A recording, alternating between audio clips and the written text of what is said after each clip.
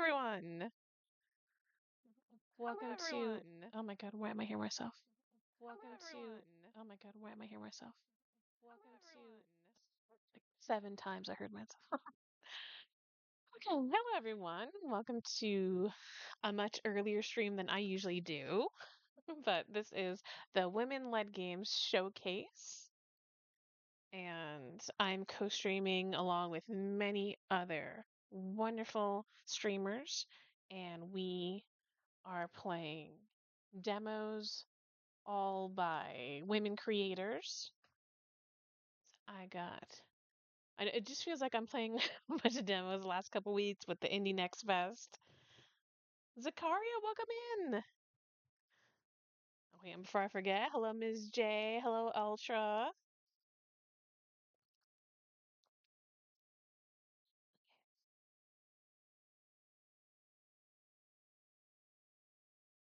Oh, I gotta make sure. Always have my Streamlabs up. So, let's see, I have about, how many demos do I have tonight? 1, 2, 3, 4, 5. 5 demos that I have downloaded, but much like with Next Fest, I don't know how long they are, or but there are some that I'm really excited to play. Like, let's see. How is everyone doing tonight? To remind myself, tonight's Thursday, and it's 7 p.m. where I am. I'm just realizing now I did not say that I'm live.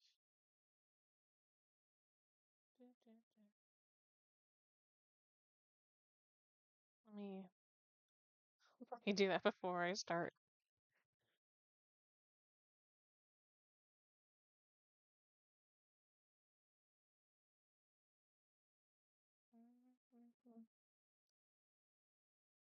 Does everyone talk amongst? Oh.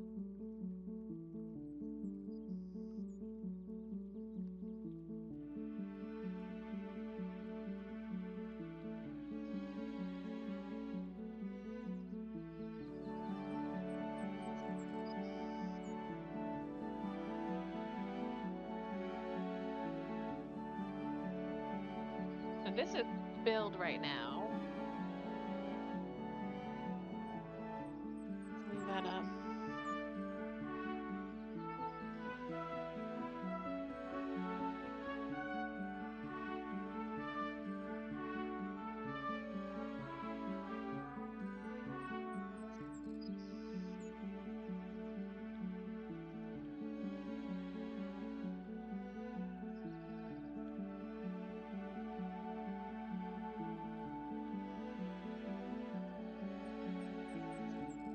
I would say that all these games fall within the cozy category, I believe.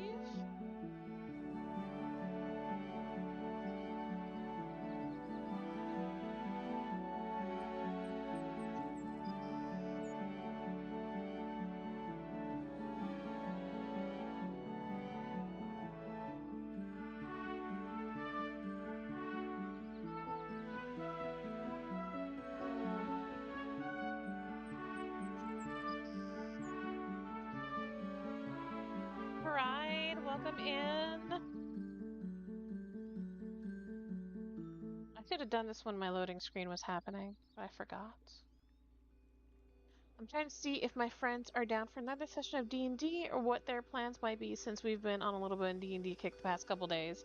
I am impressed if you are able to get a group together for D&D because it is the most difficult thing to do, I think, as an adult, to get people together to commit to meeting a couple times a week. Like, is this in person or?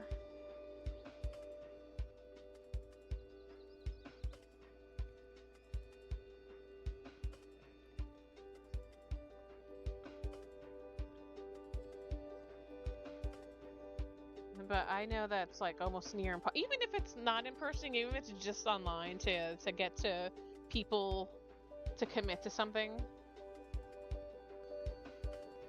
Because, you know, we're also busy.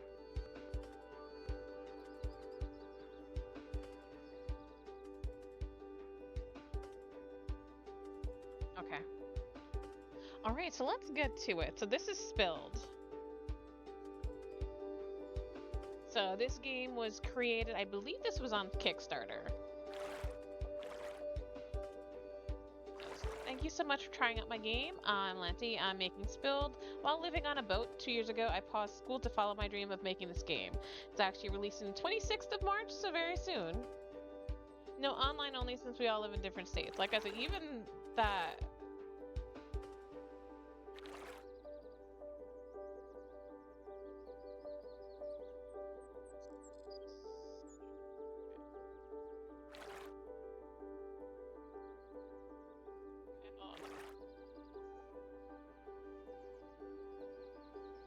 What is going on here?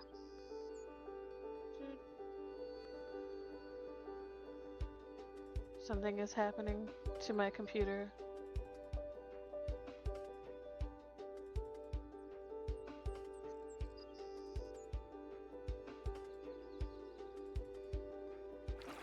Okay, I'm trying to hit play.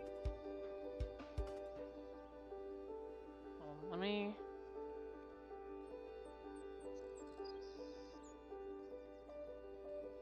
Maybe is my screen not active and that's why this is happening. Hold on. There we go.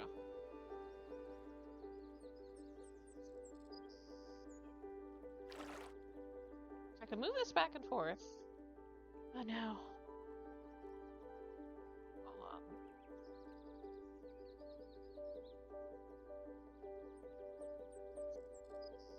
There's like a whole thing happening in the background.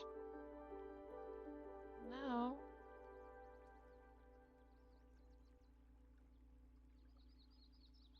Yes, something was trying to download? What the hell?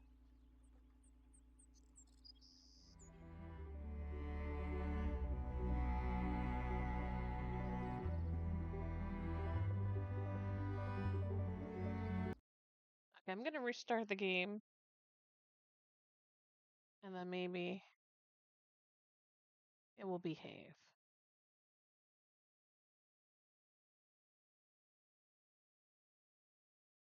Well, welcome everyone.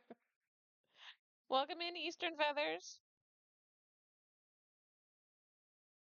Okay, let's try this again. But yeah, we started a new campaign 3 or 4 days ago and have already done like 3 sessions so far. I'm looking to possibly do a 4th tonight. I hope you have fun with that. I haven't yet to play it. I think I've played like 1 D&D campaign in my life so far.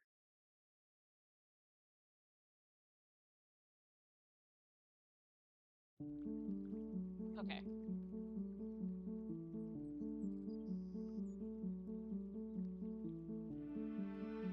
Oh, in Miss J's Discord, we'll welcome in from Miss J. Okay. Okay, now we're just going straight to the game? Okay. I gotta figure out the controls.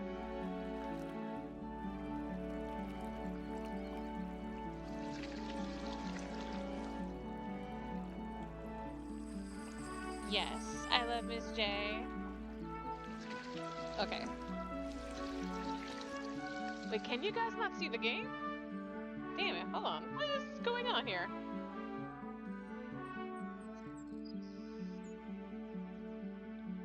What is going on here?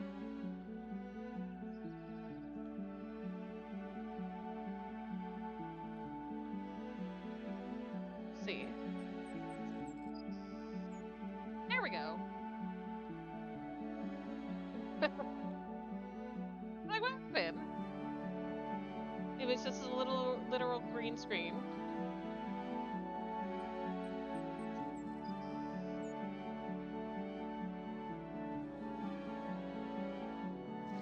There we go, okay.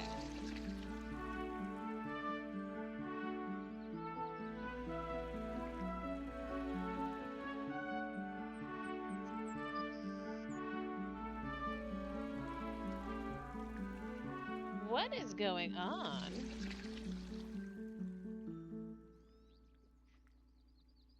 Of course, something like this would happen. Where I'm having problems.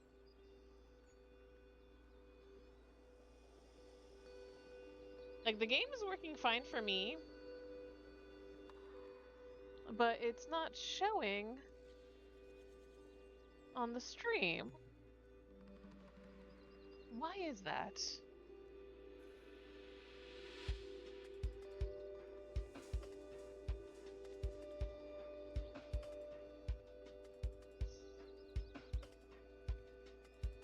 Let's try again. Okay, so I go here. No starting. Just chatting. My PC.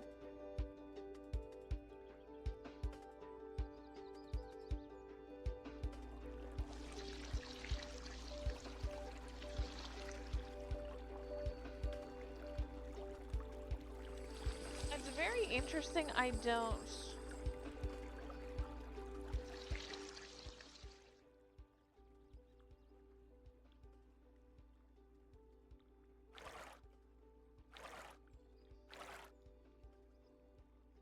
Huh.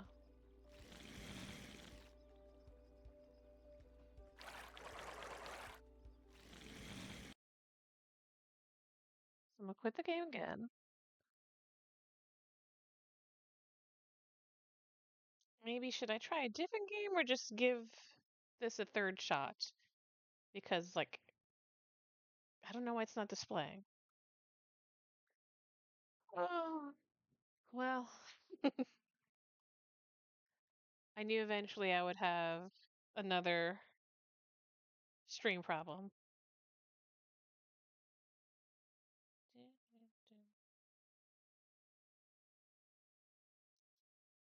So I'm gonna restart Steam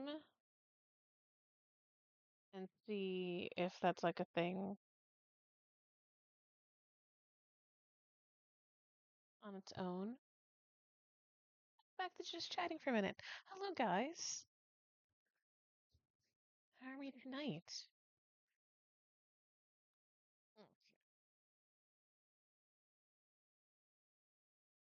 As always, well, I only have 2 drinks tonight. I have my hydrating drink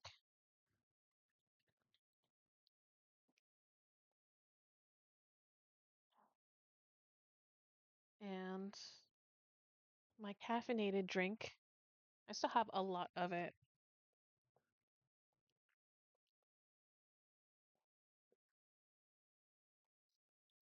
Stretch. That's what I'm doing in this segment. While I figure out what's going on with my games.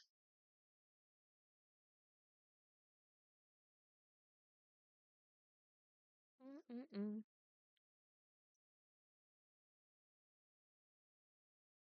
How are you tonight, Eastern Feathers?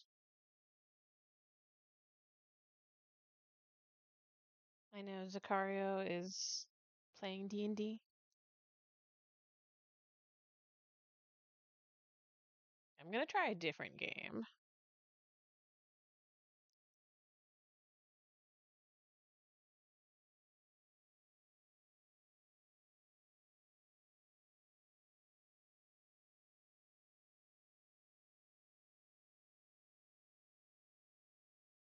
Almost thought you were playing SNES, but realized you had again.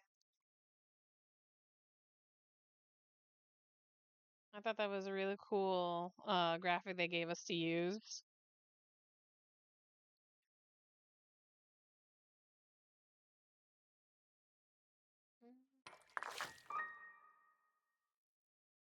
Press V to enable text-to-speech and self-voicing mode. New game.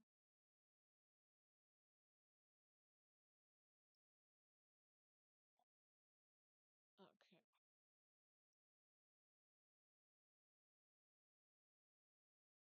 Having popcorn and peppermint tea, that sounds lovely.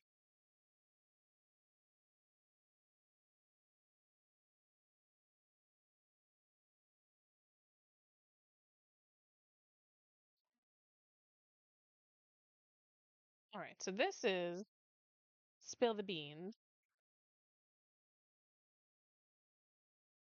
It says, these content warnings are only for the demo, may be updated for the full game.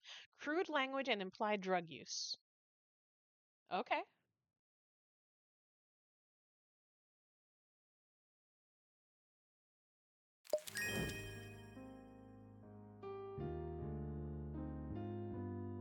No, spilling coffee beans is just a shame.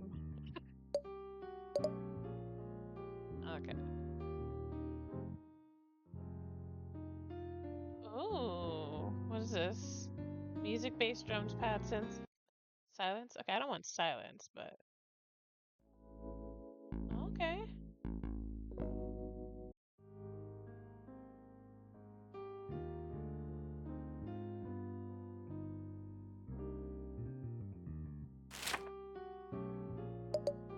Settings. I always go to settings to control the music.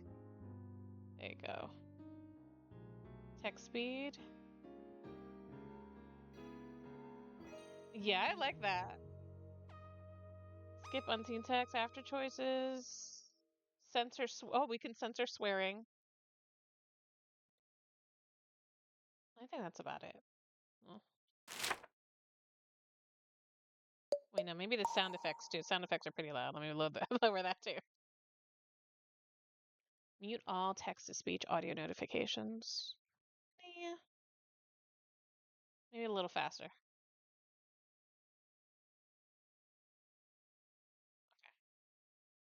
I don't have to hit apply, right? There we go. New game. You've done it. Against all odds, you've managed to pull off the heist. Your shaking, outstretched hands grab the cafe's secret recipe.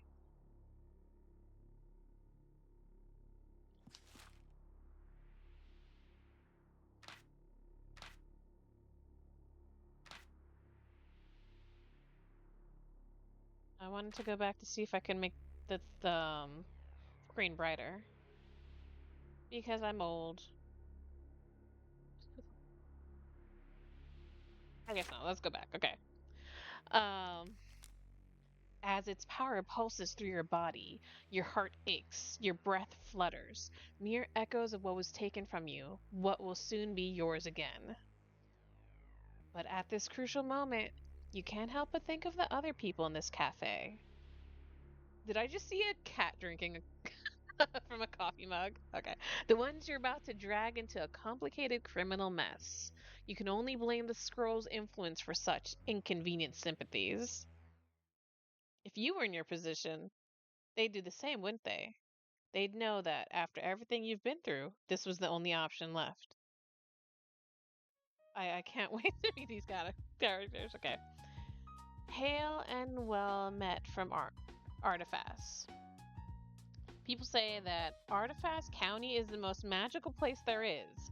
Yes, Artiphas, where 100 years ago, the world of spirits cracked the earth and spilled over into ours.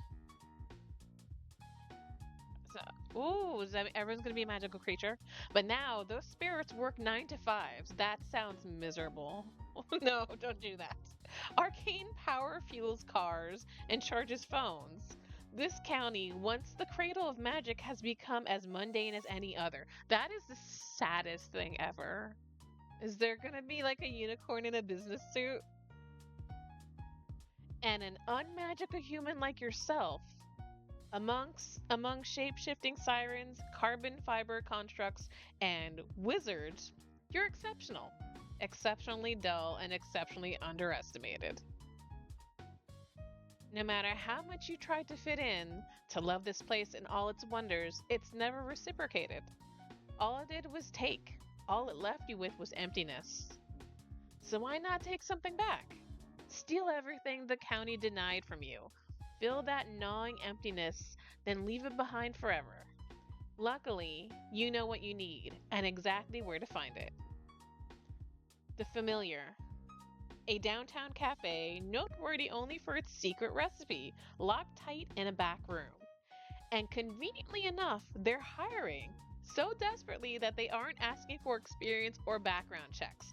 That is desperate, yeah.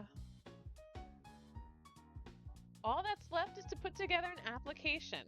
Not that anything you say on it really matters. It rarely does. Do I get to... Okay. Okay, so we're gonna... Yeah, there we go. Filling out my application. My last name... I always like to give myself like McBloom. There you go. 123 Placeholder Avenue, Artifact County. F69 420. Hell yeah. No phone number. I am. Oh god, this is like filling out a resume. I am hard. No, I am fast. Are you related to McLovin? That's where I got my fake ID from. Fast, self-motivated. I have used self-motivated on so many of my resumes. Disciplined, industrious, cerebral, forthright, fun, loquacious. That is a good word. I like loquacious. That's like a good vocabulary word. I believe loquacious means that, like, you're very talkative.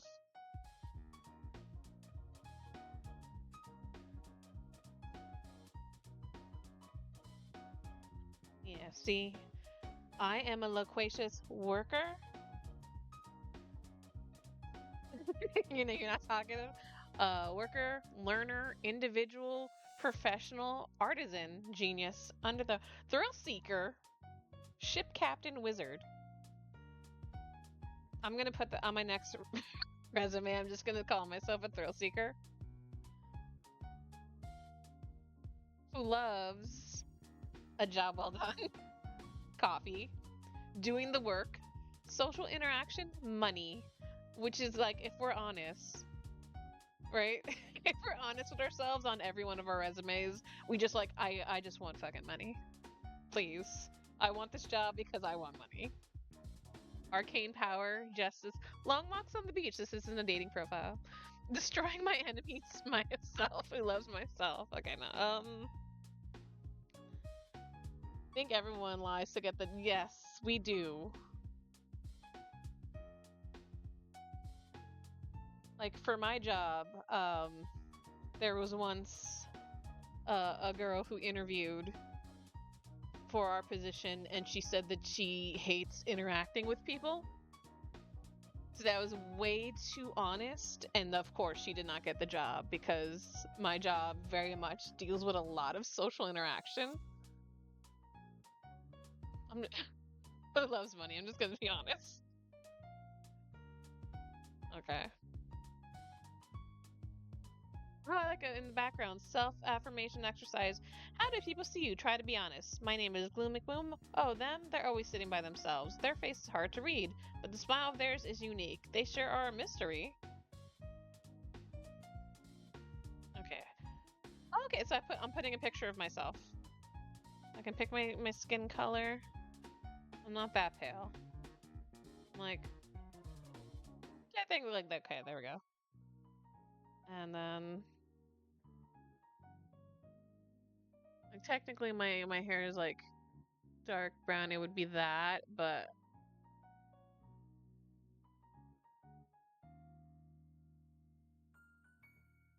Can I change the hairstyle?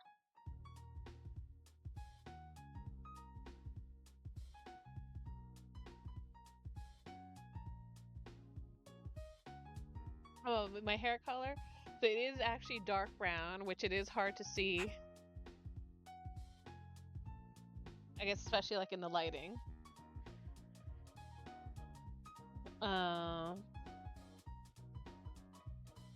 Actually, it's dark brown and then it's purple at the end.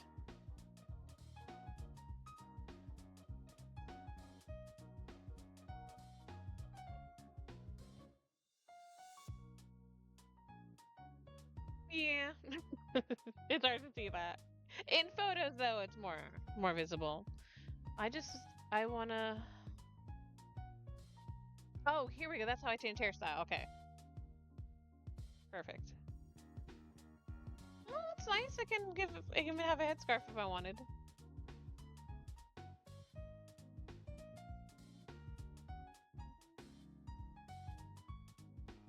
I'll just do that. There you go.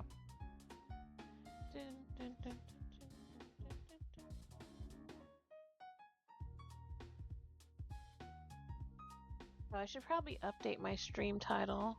This is called Spill the Beans. Dun, dun, dun, dun, dun, dun.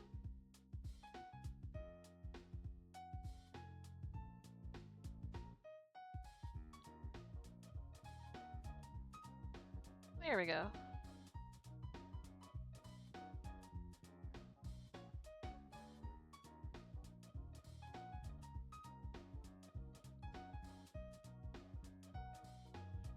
Yeah, I wonder if I can. That's probably all the customization I'd be able to do. Okay, soft skills. What are my soft skills?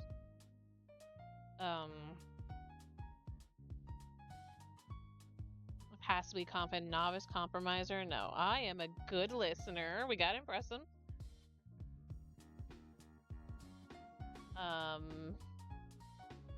Excellent. Usable sycophant.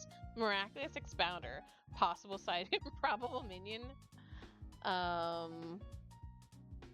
Excellent organizer. Okay, now let me go back. I'm gonna say great communicator. There you go.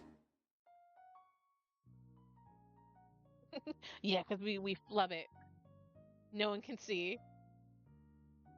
And then master problem solver, grand master problem solver, god of the elocutionary arts, mind-boggling understander, surprisingly okay snack fetcher. Please, team player. Your education is coffee.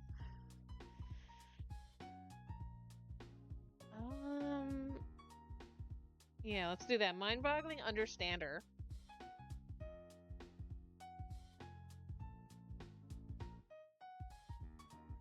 I think, is that it?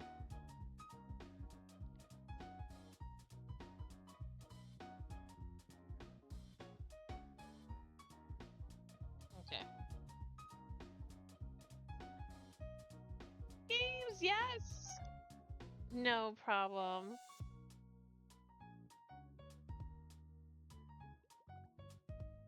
I am having a great time so far. Thank you for stopping in. Okay, a few days later, you're face to face with the familiar. While its neighbors are all dust and drywall, its facade seems unbroken, even if the varnish is peeling at the edges. For a moment, nothing. Then you spot a silhouette in the window, who flicks its neon sign to open before waving you over. You cross the street, repeating the details of your plan. McBloom, ooh, is that the new McFlurry at McDonald's? See, McBloom is very, like, I'm adaptable. I can be a lot of different things. You need to get in, get out, and for the smoothest possible getaway, try to find someone else to take blame. But can you really do all those things without running into any complications? You've already reached the front door. You can hardly turn back now. Okay. The cafe laid bare before you is almost indistinguishable from the scant images you found online. We got yarn in the corner. We got paintings. All right. And there's that cat. Mismatched chairs and royalty-free wall art, well kept but worn down. You don't get long to take it all in. A construct towering over 2 meters tall stops wiping down the counter and turns to greet you. Welcome in, Savior. Oh, wow. Construct. Ah, you must be Gloom. Great to finally meet you. Sorry, terribly rude of me not to meet you at the door. How tall do we think he is? Oh, I'm sorry. As she strides over, you realize how old her vessel must be to have no custom limbs or decals. Just worn gray stone, flowering moss, and that tiny bluebird nested on her shoulders. Sloan. I'm Sloan from the emails. Lovely to have you on board. Did you get here all right? I saw your address was uptown, and I know we're a wee bit out of the way. Before you get a chance to reply, she's already yanked you into a crushing two-hand shake. Oh my god, that must... She's made of, like, stone. Ooh. For a moment, you worry that she might have pulled your arm from its socket. Oh no. Actually, I shouldn't get chatty just yet. Today's schedule is pretty packed with your induction, and I barely found time to fix breakfast for Adam. Oh, hang on. Oh, look at the little bird. This is Adam. Adam, say hello. She's your new coworker. So be polite. Is it a talking bird? Oh, okay, I guess it doesn't talk. Adam's usually my only company out front, so it'll be nice to have you too. I mean, I love this job. I really do. But after 6 years of working the floor by myself, starting at 5 every day, not that you have to come in that early, of course. We're only meant to start at 8, but it pays off, it does.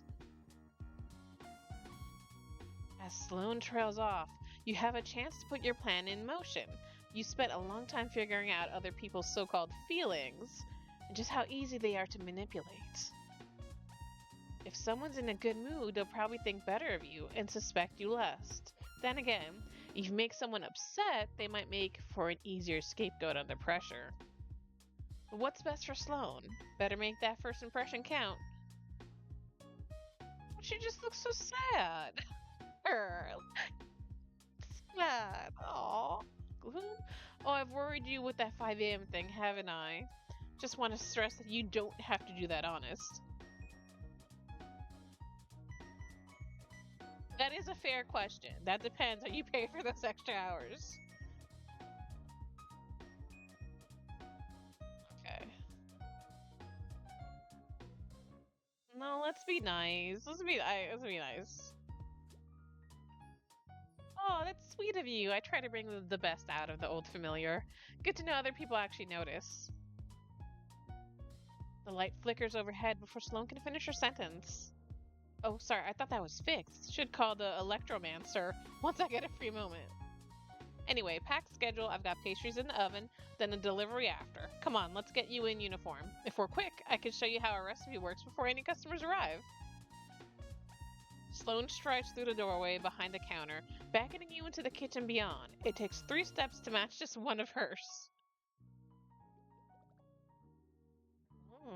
Okay. The kitchen, built from cool metal and right angles, is warm with the smell of apricots.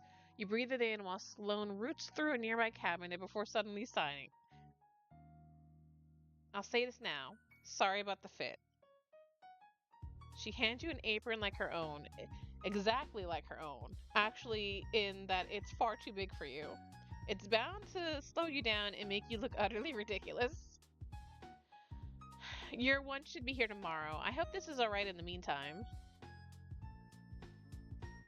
Take the apron. Okay, yeah. Okay, we're gonna play the part.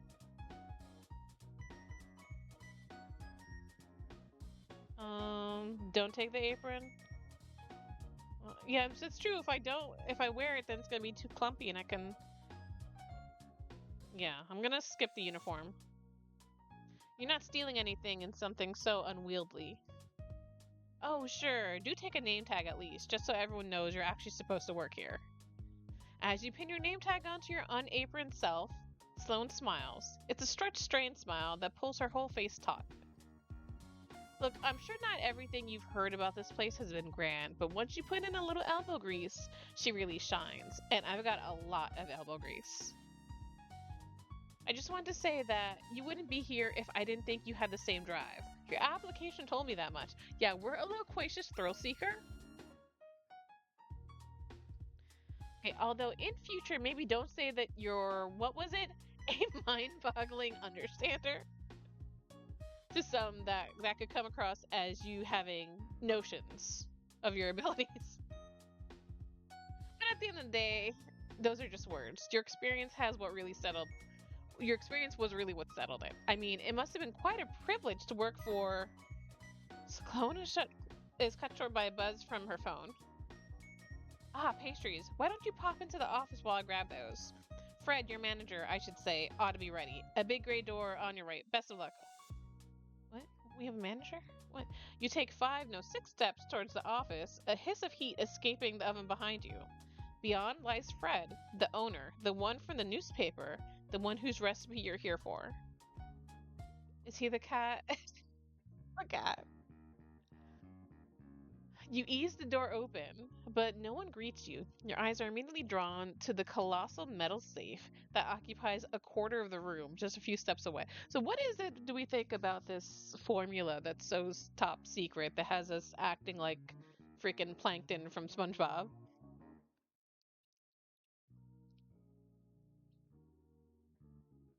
Also, I like this there hanging there because usually the poster is like a cat hanging from a tree. It's a mouse this time. You knew the recipe was protected, but not like this. The safe looks like it was taken from the set of a heist movie. It should be locking up gold bars instead of, what, a recipe for coffee? Yeah, that's what I'm saying. What's so special about this recipe for coffee?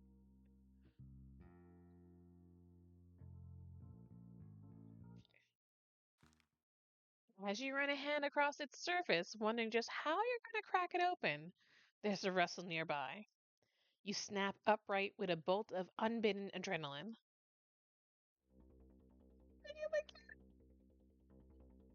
A dragon emerging from its hoard.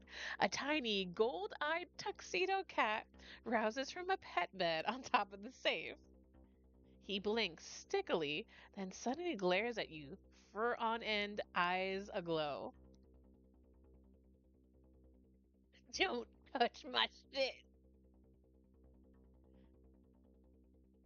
Easy, kitty.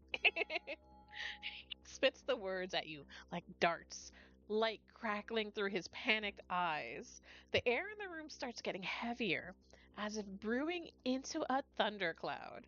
Is he Pikachu? We got Pokemon Cat here? Who sent you? If you think you're going to best me in my own domain, then wait. You're the new hire, aren't you? Got a little. I always want to put a little tie on my dog, but I feel like it. She's not going anywhere. She's just indoors with a little tie on. Rick has a power cut. The light in his eyes blink out, and the pressure lifts with it. The cat sighs, leaping smoothly from the safe to the desk. Sorry, that was unprofessional of me. I'm Fred. Welcome to the familiar. Good to have you on board. Well, given the terrifying magic and the talking, he's not a cat. He's a demon bound to the form of a beast. A familiar, in other words. That's the last time I'm pulling an all-nighter on admin. You're lucky to still be young, human, because after the first century, things get... Sloan wanted you onboarded, right? We have one main rule. Do everything you can to show the economist types this place isn't a bad idea. More than fire safety drills, we need drive and spite. So that's what I expect from you. Are we clear? That is true. You can get a lot done with spite. Okay, did you expect I'd even be here? Crystal clear, boss. I don't want to say something bad to anyone. Decrease anyone's mood. I'm the crystal clear, boss. At least the cat. I'll be mean to someone, but I don't want to be mean to Fred. Not my boss. That's what I like to hear. So long as we're all on the same page, you and I will get on just fine. We are in a happy little family here. We're just hard workers. This isn't going to work if you aren't prepared to work just as hard as me and Sloan. As if on cue, Sloan enters the office. A kettle of boiled water in one hand and a packet of coffee in the other. She starts mixing the two in a mug on Fred's desk. Morning, Fred. Everything alright in here? Thought I heard a bit of shouting. Oh, no, it's all fine. I've just been giving, Fred quickly squints at your name tag, giving Gloom the lowdown on the familiar. Our history, what we do, all the good stuff. Molly! Welcome in, Molly.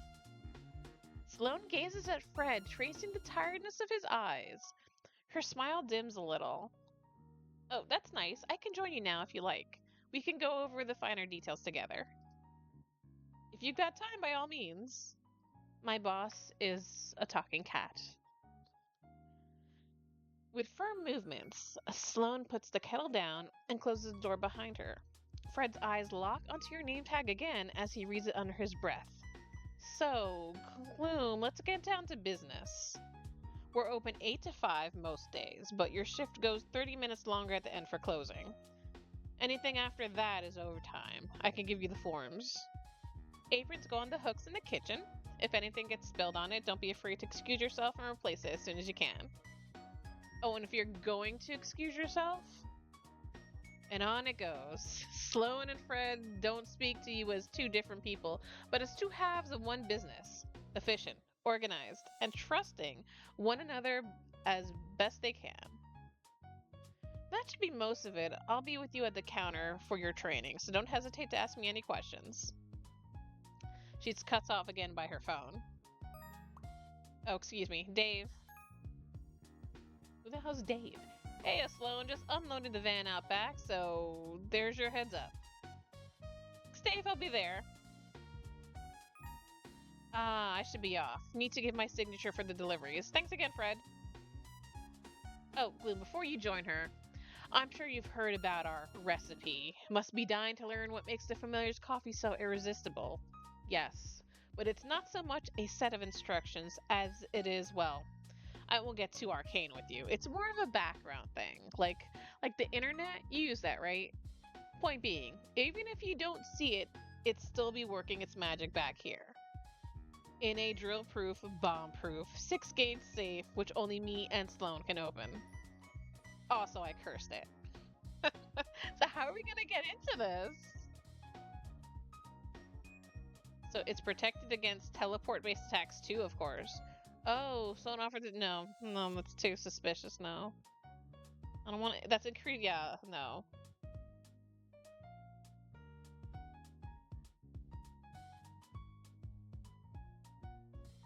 Get an opportunity for Fred to act suspiciously in front of others.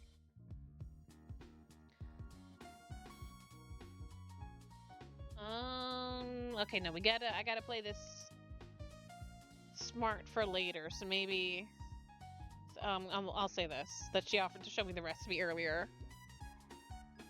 Oh, did she? That's, nice of her. Nicer than necessary. Maybe she meant it metaphorically. Hope she did. He looks back at the vertebral vault behind him, as if checking that it's still there. Can never be too careful with these things, especially in this economy. I mean, wasn't it just last week that Raphael Hendricks wrote off his beauty store chain? It's inspirational how these CEOs act. Expanding isn't easy. I mean, ideally we'd have an accountant, a consultant, another chef, but we've got you. And you're one hell of a good start. Especially with our regulars. Ugh, you'll meet them soon enough. You should catch up with Sloane. Anything you need, I'll be back here going over these papers. So I wonder if it's just gonna be like coffee talk? Or that I have to serve coffee to them and then... Yeah, they're like magical creatures. As you leave the office, Fred paws a single sheet of paper from the files on his desk. Even upside down, you recognize it is as your CV.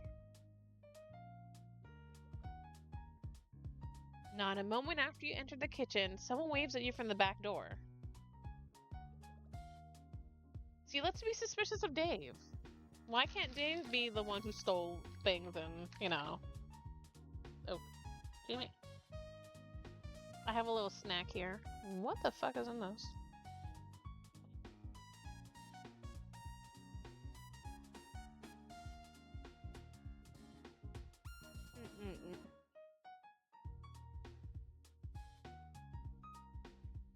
Of course, my snack is like freezing cold. It was bought at noon. Alright, in the doorway next to Sloane is a uniformed courier. A human, just as unremarkable as you. A precarious stack of cardboard boxes wobbles startlingly behind him. Say, you're Gloom, aren't you? Sloane was just telling me about you. All good things, I promise. Mostly good. See, let's not trust Dave. Dave is the suspicious one. Dave gives Sloane a package and gives you a conspiratorial eyebrow waggle. He pauses to take a long breath inward through his nose. Oh, is that apricot? So you did go for the new recipe. Fred must have taken some convincing.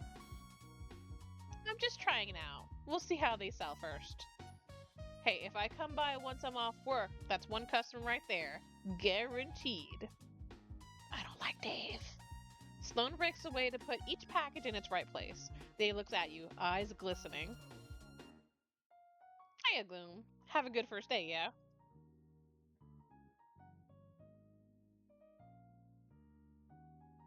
Decrease Dave's mood, too. Actually, who cares? He'll be gone soon anyway. Yeah, it's me and Dave. If you say so. What does he care? He's not gonna be around for it. No, he's gonna come back. This is gonna bite us in the ass later. Oh, okay. Any more from me, Dave? Just a couple bigger things, but I'll grab those this time. Don't let me interrupt you in your induction. Are you sure I could carry? I'll catch you later for that pastry, yeah? Dave walks away whistling, his footsteps gradually going quiet in the alley. Gloom, I'm so sorry about Fred. I know he must have overslept today. That's on me. You notice her hands are balled into fists, one so tight that even the stone starts to buckle. I just wanted your first day to be easy, but oh well. Let's get you behind the counter, shall we? There won't be time to take you through all the machines, so let's just fill the drip maker. I keep the house roast down here. She effortlessly pulls open a burlap sack of beans, scooping them into the grinder. As you pulverize them, the aroma of the coffee fills your lungs like a cloud of bitter smoke. Today's been all over the shop, hasn't it? We should get a wee moment to breathe now. Only one customer comes in this early, and they don't do Mondays. I'll introduce you tomorrow. Or they Garfield? What is this? They don't do Mondays. Sloane smiles, the stone wrinkling around her eyes, and it dawns on you. This is beginning to feel like a real job. We conned ourselves into a 9 to 5. Just as you finish that thought, the front door swings wide open and your first customer skips inside. Is he a vampire? You spot at least 4 shades of pink in their outfit. Pink fingernails, pink sun hat, lipstick, backpack. That dress must be bespoke. Too pricey. As they draw close, though, you spot pointed fangs in their cheery smile and deep red eyes behind their tinted glasses. A vampire. Yes. Good morning, Sloane. Oh, I spoke too soon. Morning? Before you order, this is Gloom, our new barista. But if they're a vampire, why are they up in the morning? So you're finally upscaling. You know, I saw some prime real estate going for cheap on Moonbow, if expansion's on your mind. Slow down, we're not taking over the industry just yet. The vampire looks as if they have more to say, words bubbling just beneath the surface, but settles on a pout. Gloom, I'm Jessie, with an IE. Jessie's eyebrows swivel to you with an abundant curiosity. You're not in uniform. Is this your trial period? Should I be giving feedback on your drinks? All criticism will be constructive, I promise.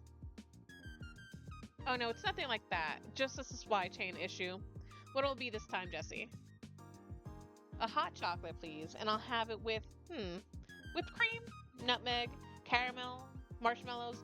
Wait, will that fit? Marshmallows, then whipped cream, then caramel, and the rest. Oh, but what if I got cookies too? Give me one with everything, and 2 chocolate chip cookies, please. Sloane's already off to one side, rifling through her arsenal of ingredients. Meanwhile, Jessie brandishes a pink bat-styled mug from their satchel, placing it on the counter as their eyes flip back to you. I want to see the mug.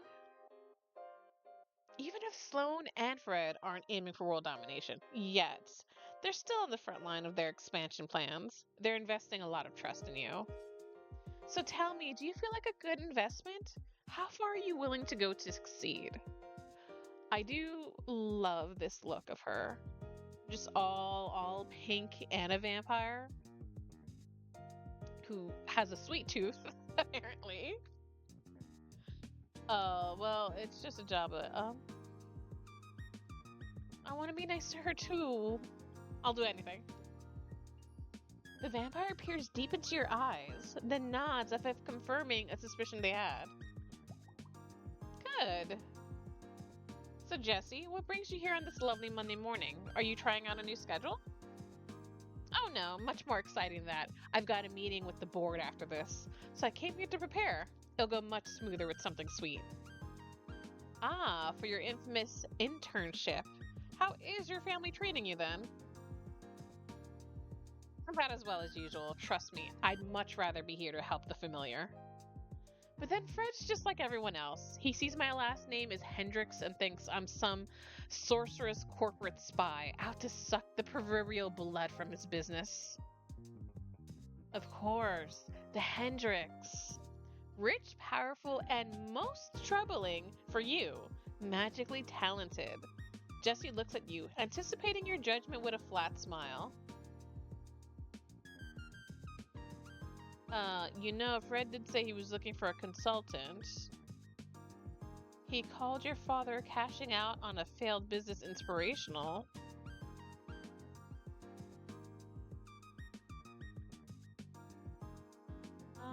I could be nice to her again.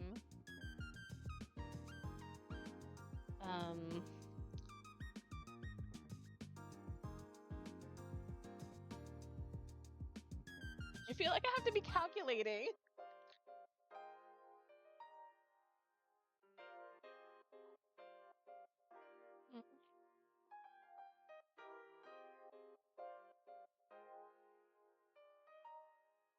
I'm gonna chew over here so no one can see me chew.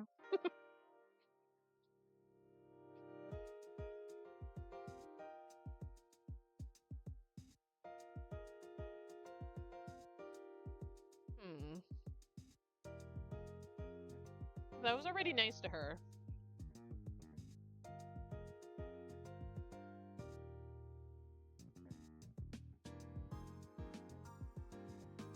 Yeah, I'll go with my instinct. I'm gonna go with the top one.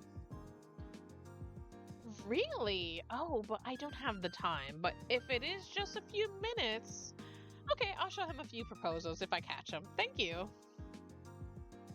Try not to let your family get you down, Jessie. You'll get your chance to prove yourself someday.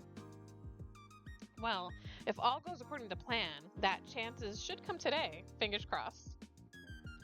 Sloane passes Jessie's now full mug across the counter. By some miracle of physics, it hasn't spilled over yet. I want to see the mug so badly. I want to see the mug. I want to see the drink. Because they said it was a pink bat mug.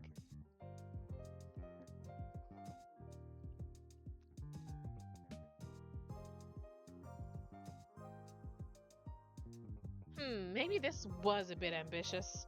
But if I use a cookie to scoop up the cream and let the marshmallows melt, I can finish it in 30 minutes? Thank you, Sloane. And Gloom. Jessie swipes their card, then their mug, making a beeline for a booth seat before the payment even goes through. They assemble their workstation in mere seconds. A sheaf of papers, a stack of textbooks, and a predictably pink laptop. The mug stands vigilantly at a safe distance. Jessie was a surprise, but at least they're a nice one. I'm just grateful they didn't come in at the same time as... Before she can finish, the front door swings open and a siren rolls into the room. She's wearing a sleeveless orange turtleneck, a magnolia-covered jacket that's relaxing on her shoulders, and a perfectly photogenic smile that doesn't quite reach her eyes. I mean, she looks pretty nice. Hello! The familiar, it's a perfect day for my long overdue review, don't you think? You'll have to forgive me. I came straight here from my morning swim. I must look a mess. She runs one hand through a river of glossy pale hair, parted by an immaculate side cut, and raises a smartphone with the other, flourishing like a paper fan. Okay, she looks way too cool. Don't worry, Gloom, I'll handle this. What? Jessie shrinks back, arranging their books into a makeshift wall. It seems to work. The siren glides over towards the counter, not noticing them at all. Now, Sloane, I know you very well, of course, but for the benefit of both me and my adoring fans, who is this? Oh, I didn't know you'd be coming. This is... But the siren's already staring at your name tag, trying to preempt Sloane's introduction. So that's how you spell Gloom. Ashante. And I'm Alexandria Argrios? Argrios? I'm gonna say yes. I'm not gonna overpronounce it. Pleased to make your acquaintance. You don't happen to have a Grimoire account, do you, Gloom? I'd love to give you proper credit in my post. How about a drink first, before anything goes on onto that internet page of yours? Quite right, Sloane. I'm getting ahead of myself. Could I have? She clears her throat and straightens her back. A blue sea salt caramel frap with soy milk and non-dairy whipped cream on top. Plus a little of that raspberry chocolate powder you would have. That would have be lovely. Thank you so much. A blue sea salt caramel frap, okay, with soy milk, a non-dairy whipped cream, and then raspberry chocolate powder. Huh. Okay. I should have everything. Let me check the back first. Gloom, could you grab a plastic cup for that? Lids are in the bottom left cupboard.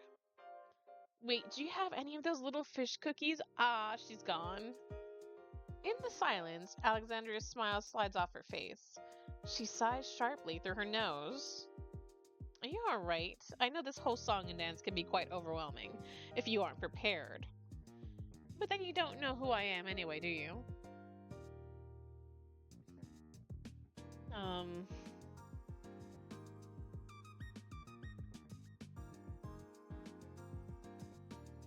Wait, why would me saying I've never heard of her make her happy? That's interesting. No, I'm gonna say no, of course I've heard of you. Oh, of course you have. Always happy to meet my fans. But don't bother being polite. I can tell you don't have any idea who I am. Ew, okay, never mind. Sloane returns, hands full of yet more ingredients. You hand her a cup and she starts filling it with dubiously blue syrup. Should I expect your fans to start ordering these fraps in the hundreds? I'm not sure they're on theme anymore. Oh, nothing so drastic. It'll just make a pretty picture to draw in the crowds. The algorithm will eat it up. Alexandria plucks the card reader from the counter with a sly smile, passes her phone across it, and hands it back with a wink. There's a 30% tip attached. You know better than me about the social media stuff. Sloane, trust me, you've got a wonderful, marketable place here. What's not to love? Those donuts? Those menus? Alexandra turns around to gesture at the cafe, and her eyes finally land on Jessie. Her voice freezes in her throat. Jess? She turned into a cute little... Eek. Oh no, Jessie. Hey, Alex, I didn't know you were coming in today.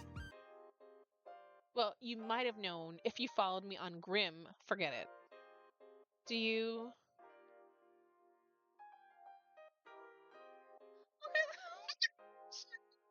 She's got, like, little tears in her eyes. Sloane puts the finished frappe to one side, pushing past you to tend to the transformed Jessie. Alexandra squeaks a little closer to you. What an unfortunate coincidence. Well, let's both make sure it doesn't distract us from the task at hand, She plucks the frap from the counter. You're not sure how anything that color could taste any better than tolerable. I know when I'm not wanted. I'll just snap a few photos, then be on my merry way. The lighting's not ideal, but I can fix it in post.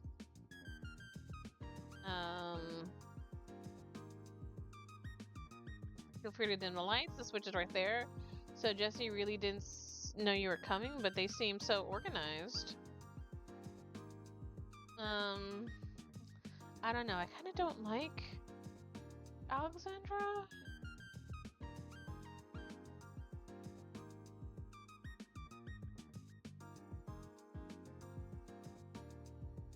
I'll do the first one.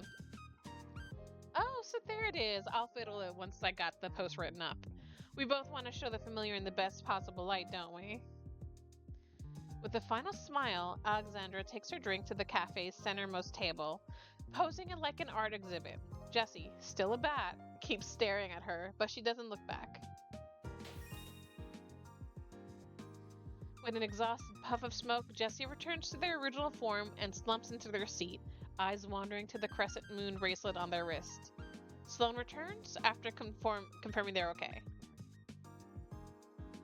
Sorry, I didn't think. Yeah, both of them at once can be a wee bit complicated. They used to. Did they used to date? Is that what's going on here?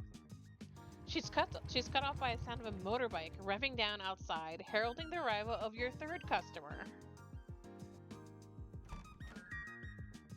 This person is a first, even for you. Someone whose body lacks everything but a skeleton. You don't know any kind of magic that can make that work. It's a skeleton in a leather jacket, okay. Skinless, fleshless, sigilless, although he does have hair, which you're pretty sure isn't a type of bone. A stiff, dark brown pompadour that props up a pair of sunglasses. Grudge? Oh no. Their name is Grudge. Okay, Grudge, hey! How's it going? I feel like I've barely seen you since ArtCon. Oh, did he just ignore her? He reaches the counter undeterred. You're waiting for Sloane to address him like the others, but she's just staring, locked in place. What the hell's going on here?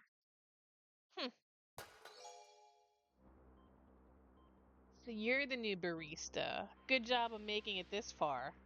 Makes you one of the best, don't it? Ain't just the coffee you brew. It's your resolve. Can we take your order? Oh no, is he like a fucking Karen? Yeah, resolve. Well, let me tell you, I know your type, and I know you're up to something. I can feel it I can feel it. Sloane, I would like to order. Thank you kindly. Let's put your new barista to the test. I'll have a coffee. A black coffee. From the pot. Doesn't have to be, yeah. I think we might, Sloane's eyes bounce between his skull and the coffee pot on the counter. Why don't you handle this one? It'll be good for your training. Seems like she isn't going to budge. You grab a cup and start pouring. Wait, what's her name? Gloom? Okay, think I got it. Gloom, so that's to be the name of my nemesis. I'm Grudge. Grudge Knuckles, and you best remember it. What the hell is this guy's problem?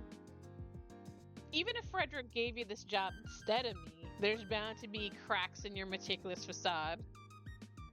Your coffee making halts at this revelation. He had a whole rant prepared just because you got this job with an application like that.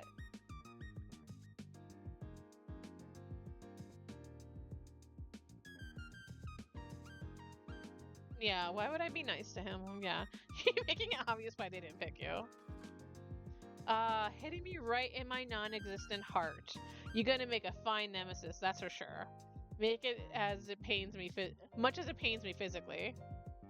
You present the now full cup to Grudge. He daintily drops in a sugar cube, then stirs the coffee with a bone-like spoon, which he apparently just had loose in one of his pockets.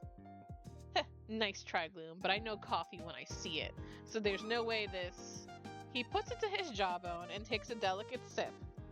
The liquid seems to vanish as soon as it enters his mouth. You're like, where does it go? It's... Damn it, just like usual. How'd you get it right so quick? So bitter, yet so energizing. Fine. I'll hand it to you, Gloom. Looks like you're real lucky. That's a decent cup of coffee. But beware. I'm watching you. Oh, okay. He takes the cup and spins, dramatically, away from the counter. It's then he finally spots Jessie. Jessie! Grudge! They immediately hug. Okay, well, at least he's liked by someone. Not by me, no.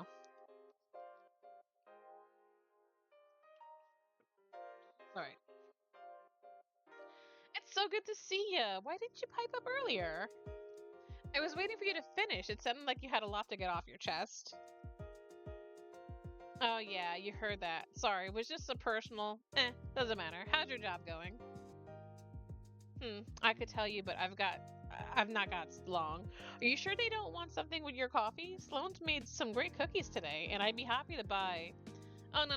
Shouldn't give my nemesis the satisfaction. Not after walking away all conclusively, just like I did. Reg, you haven't even paid yet, and I admire your candor, but are you sure Gloom's your nemesis and not Fred? Ugh, Fred's a real villain, that's true. But a nemesis, that's different. Gotta be personal. Okay, so when do I steal this recipe? Because right now it just feels like we're working.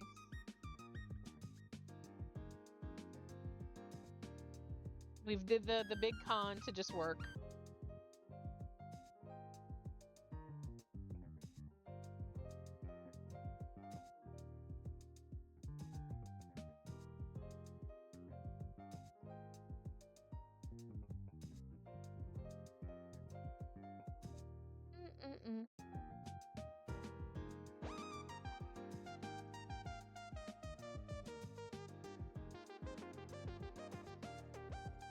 You don't know who Gloom is yet. Maybe start with a rivalry as practice?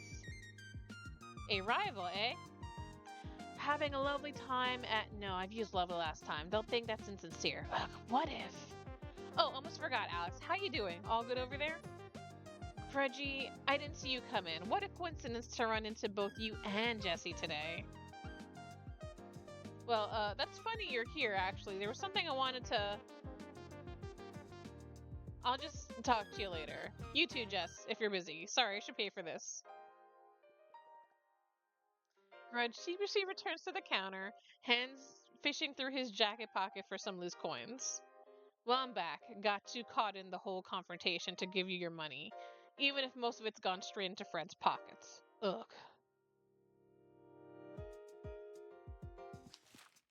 Well, let's see this music. Can I change the music? I'm gonna lower the music even more. Just to have it in the background.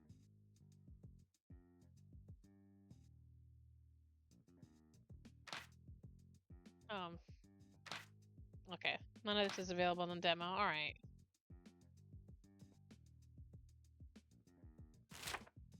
Okay. But I'll say this. I'm practically a coffee detective, and I'm detecting something odd about you. So long as I come here, I'm gonna do my damnedest to figure out what. You think I'm suspicious? Wait till you see what Fred's up to.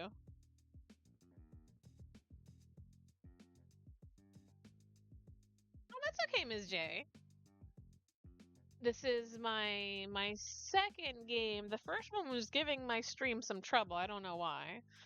But this is I'm pretending to be a barista to steal a special coffee recipe in this world of magical creatures. So I'm meeting like the cast of characters. I'll create an opportunity for Grudge to act suspicious in front of others. Is it just me or is Alexandra trying to go on Sandra? Then catch me, detective. I don't want to make him an ally. So you think I'm suspicious? Wait till you see what Fred's up to. Are you perhaps goading me into a trap? You're making for a fitting nemesis, but I'll find out what he's doing, unscathed. Without another word, he perches onto a stool by one of the cafe's front windows. There actually is a game, I have it on my wish list. I didn't download the demo though, but there is a game with tea in it. What is it called? It was called like T for Sam. What's it called? Pull it up real quick.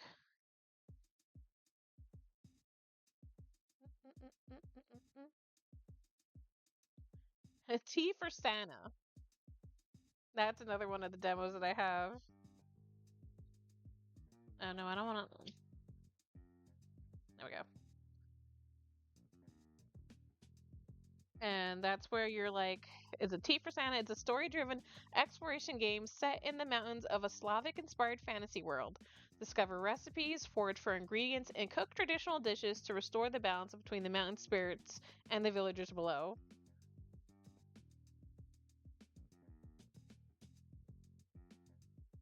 I just bought Teacup on console. Ooh. Yeah, I think you can find a lot of tea-inspired games, or at least, like, brewing games. Definitely there are a lot on coffee.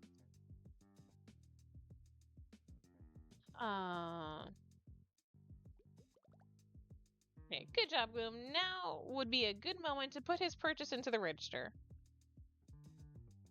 As she's halfway through showing you how to work the cash register, you turn to see Fred jump onto the counter next to you. How's it going out here? No need to panic. This isn't a performance review. Just checking things are. He surveys the regulars in the cafe with no small amount of scorn. Son, why don't you come with me for a moment? Been meaning to have a chat. But we still need to... She looks forlornly at the pile of coins Grudge left. Even at a glance, you can tell it covers the price of the drink and then some. This might be your last chance to sow suspicion before you execute your plan. Better choose wisely, okay? The till's out of paper notes. Could you grab some more?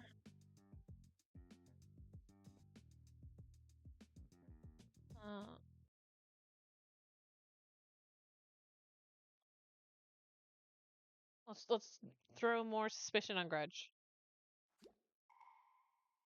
Not that I've seen. I mean, I don't know him as well as the other two, but the way he talked, well, it'd be surprising to hear from anyone. As silence returns to the room, so too does your opportunity.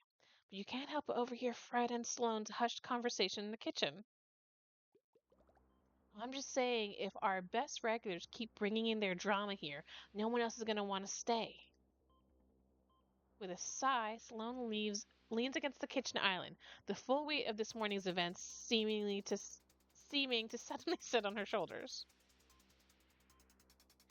They're good, reliable customers, and sure, things have been tricky, but we've got Gloom now. With a little hard work, we can turn this around. Besides, aren't there enough names on your board of bands already? Let's not add any more while we're going through a rough patch. She side-eyes a corkboard near the walk-in fridge. There must be at least 24 names on there, each marked with a reason for ban and vindictive felt tip. As she does, you notice Grudge sidling up to the counter, trying subtly to peer inside the kitchen. I know you're right. It's just we don't exactly have a recipe for success here, do we? I did want to talk about our recipe, actually. You know, since we've got a new higher end. Can we just deal with one thing at a time? First priority is cutting down costs. Now, I noticed the price of algae extract for that blue drink got hiked up, and I figured... What the hell is he doing in the kitchen? Fred's eyes finally land on the still snooping Grudge. The two freeze before Grudge slowly backs away. Oop, busted, gotta go. Okay, good. So we're making Grudge really suspicious. Aren't content making trouble for me from afar, huh? Go away.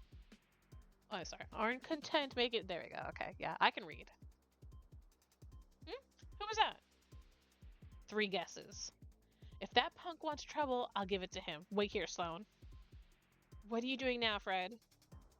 A sudden knock on the back door stops her from following after Fred. Oh, Dave's back. Let's deal with that first, one thing at a time. As Fred prowls out of the kitchen, Grudge turns to you with a scowl on his skull. Gods damn it, didn't you say that thing earlier just so Fred would shout at me? That's a low blow, even for you, and I'll find out what he really is doing soon enough. What'd I do? Fred stalks Grudge like prey as he leaves the kitchen, jumping onto a nearby table and muttering to himself. Our regulars, it's going to be a long climb from here to anything stable. While Fred's presence draws little attention, you start rifling through your bag, making sure you can take any opportunity to launch the heist. Okay, Fred's ruminations are cut short by Jesse, who approaches him with a thick stack of papers.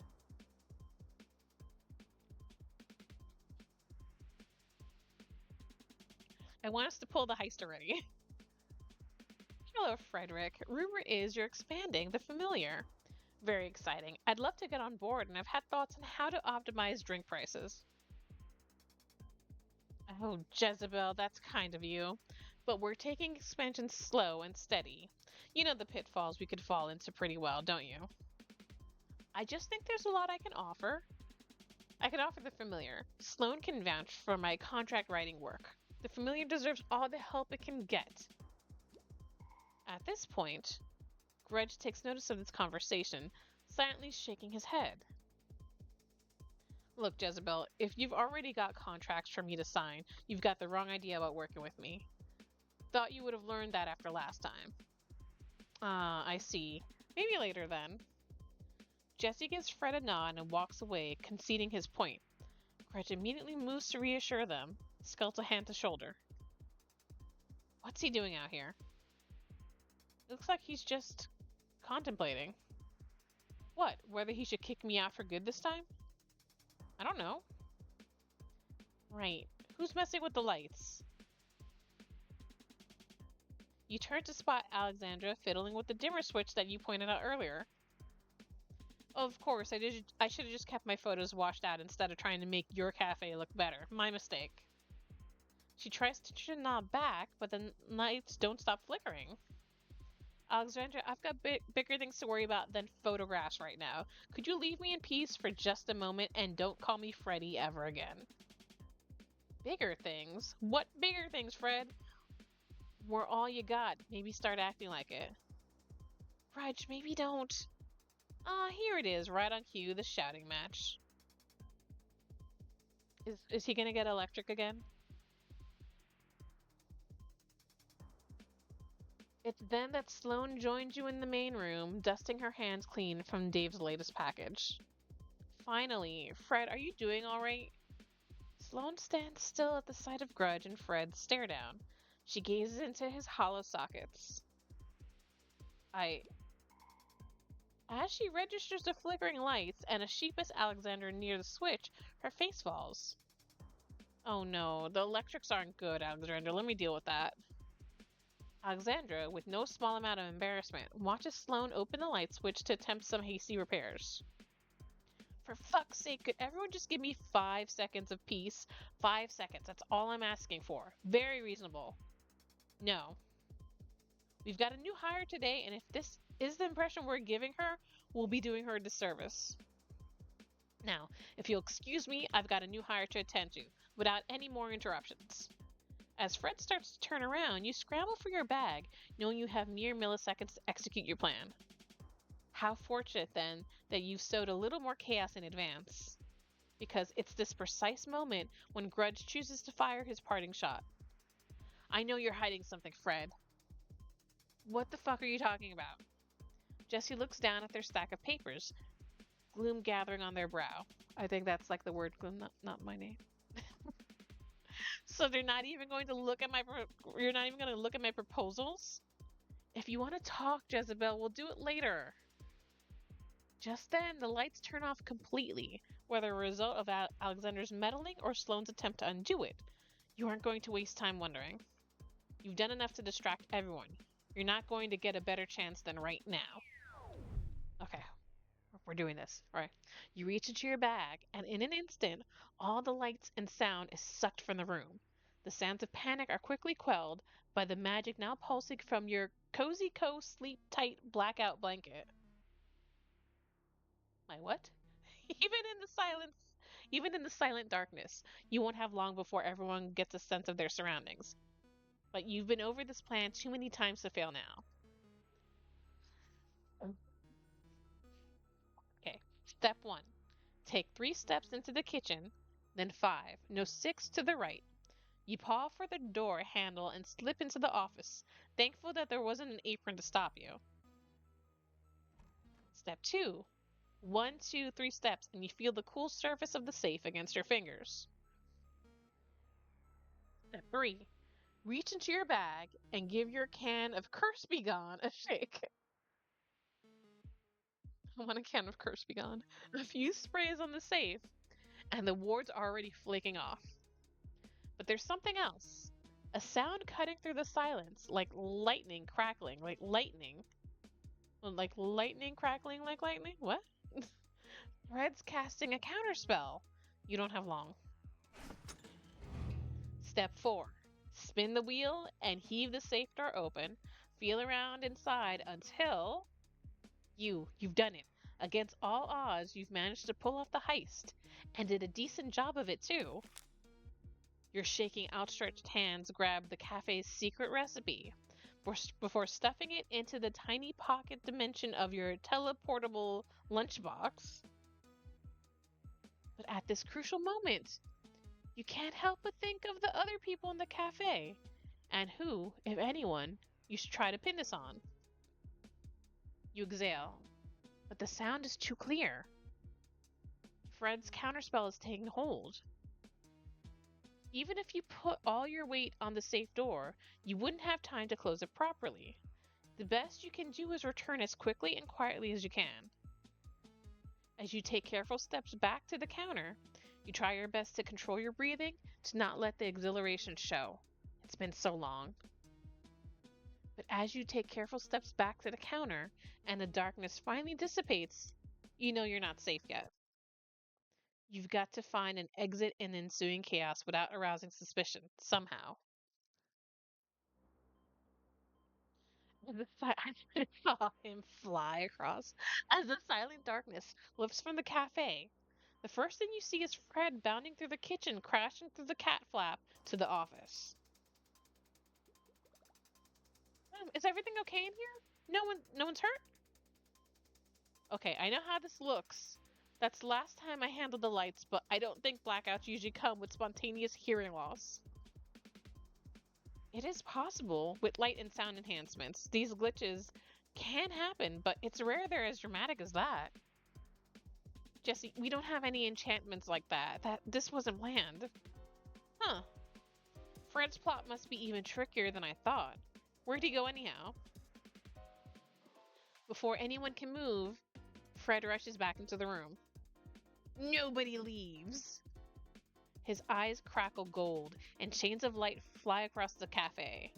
The front door, the windows, the back door, no exits are spared. We can do this the easy way or the hard way. Understand?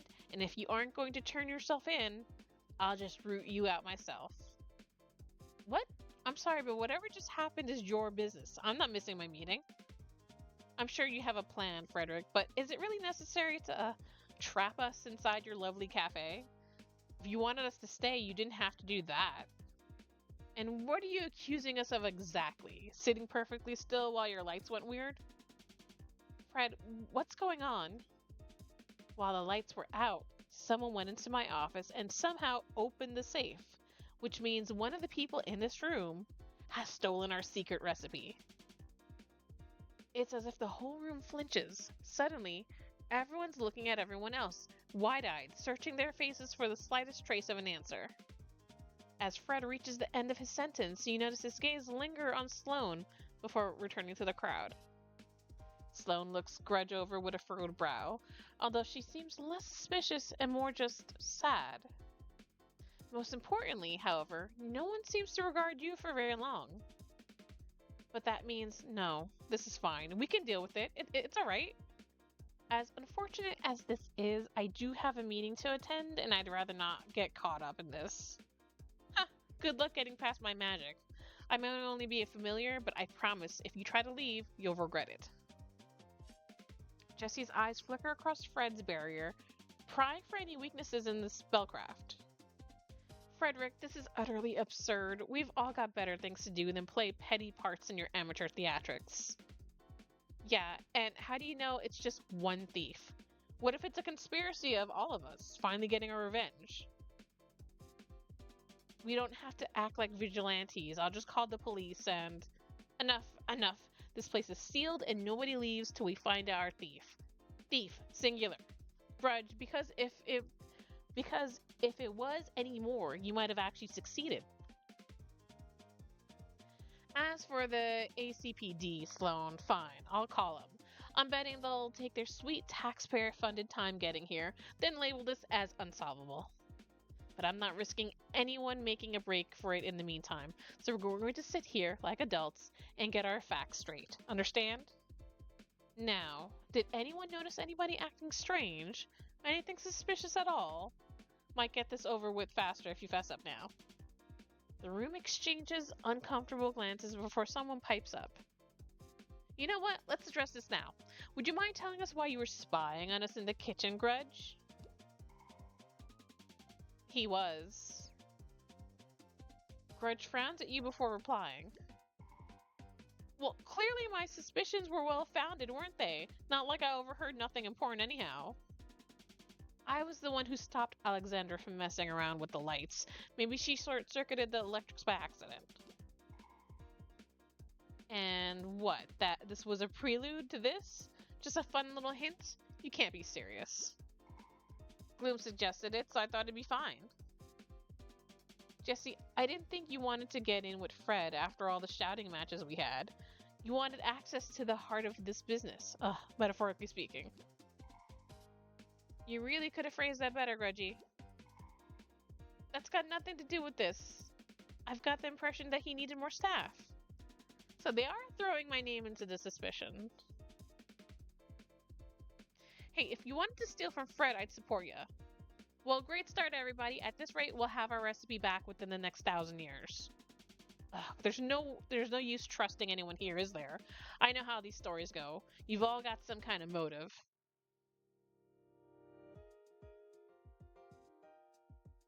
Jesse, the heir to a powerful family with something to prove. There's always one. I'm not an heir to anything. I'm the youngest of 5. Alexandra, our femme fatale, although she hasn't killed anyone, probably. If it weren't from you, I'd take that as a compliment. Grudge, the obvious suspect. Too obvious, even, but I'm not ruling anything out yet. So what, that makes you the hero detective? You don't even have a plucky sidekick. Or a hat. Sloan, the one you'd least suspect. Oh, that's good, I think. But Fred, you can't really be saying that I... Which brings us to our final suspect, Gloom. Your breath can't help but flutter as everyone's eyes suddenly turn on you. The red herring, I mean, it obviously wasn't you. You're human, got no magic, worked hard to get this job, you're in the clear. A cursor. A cursory glance around the room tells you that not everyone believes him. So that's why she's going to find out who really did this, and everyone's going to be very polite and answer all her questions. What? Wait, my nemesis is a detective? All the more reason to keep an eye on her. Gotta make sure that justice is carried out. Fred, you know me. You don't seriously think I could have done this, do you? That seems awfully convenient for both Gloom and Frederick, but can we just stay calm and not keep shouting all the time? I can't keep spending my time with people who'd waste it on my behalf. Don't try to stop me when I leave. I'm with you there, Jess. Though I wouldn't mind knowing who really did it. Fred, I know you're panicking right now, but we shouldn't do anything rash. These are our customers, and this is Gloom's first day. Why would we... Her rising voice is broken by a ringtone. She stops with a flinch, putting the call on speaker. Hey, Dave. Hey, Sloan, got my very last package out back, but there's these gold chains on the door? They get stuck. You okay in there? Yes, I'm fine. We're just dealing with the burglary. I'll give you the details in a second at the door. Pin it on Dave! Come on! Oh, one of those days, huh? Is Gloom alright at least? Good question. Fred's just asking her to interrogate us. Why would Dave give a fuck about me? I was mean to him. Don't care about me.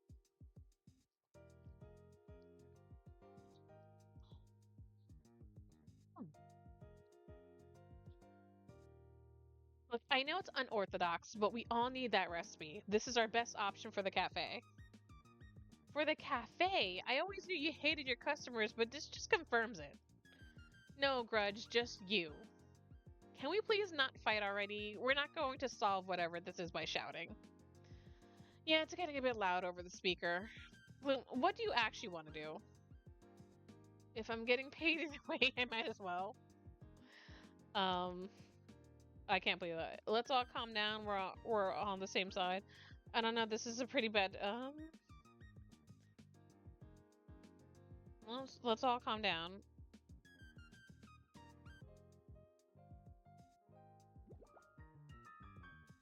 No, not our boss.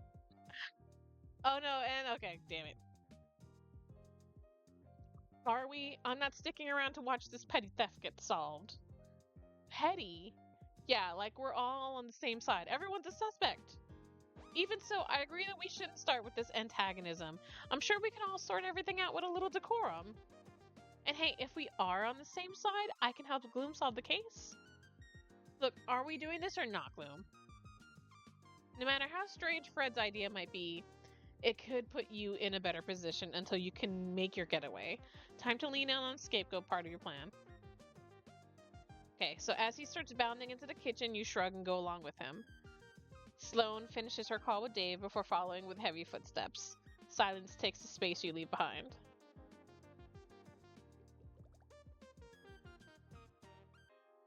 Do you want to talk about any of that? Just relax for a minute, Sloane. I'm gonna check for clues in my office. Gloom, join me in a minute. Clues?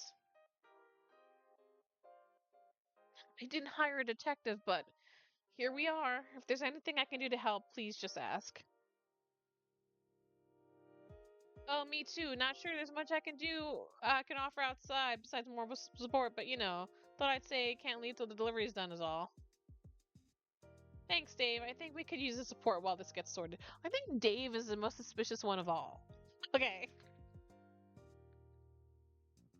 That's just my 2 cents. I think Dave is suspicious.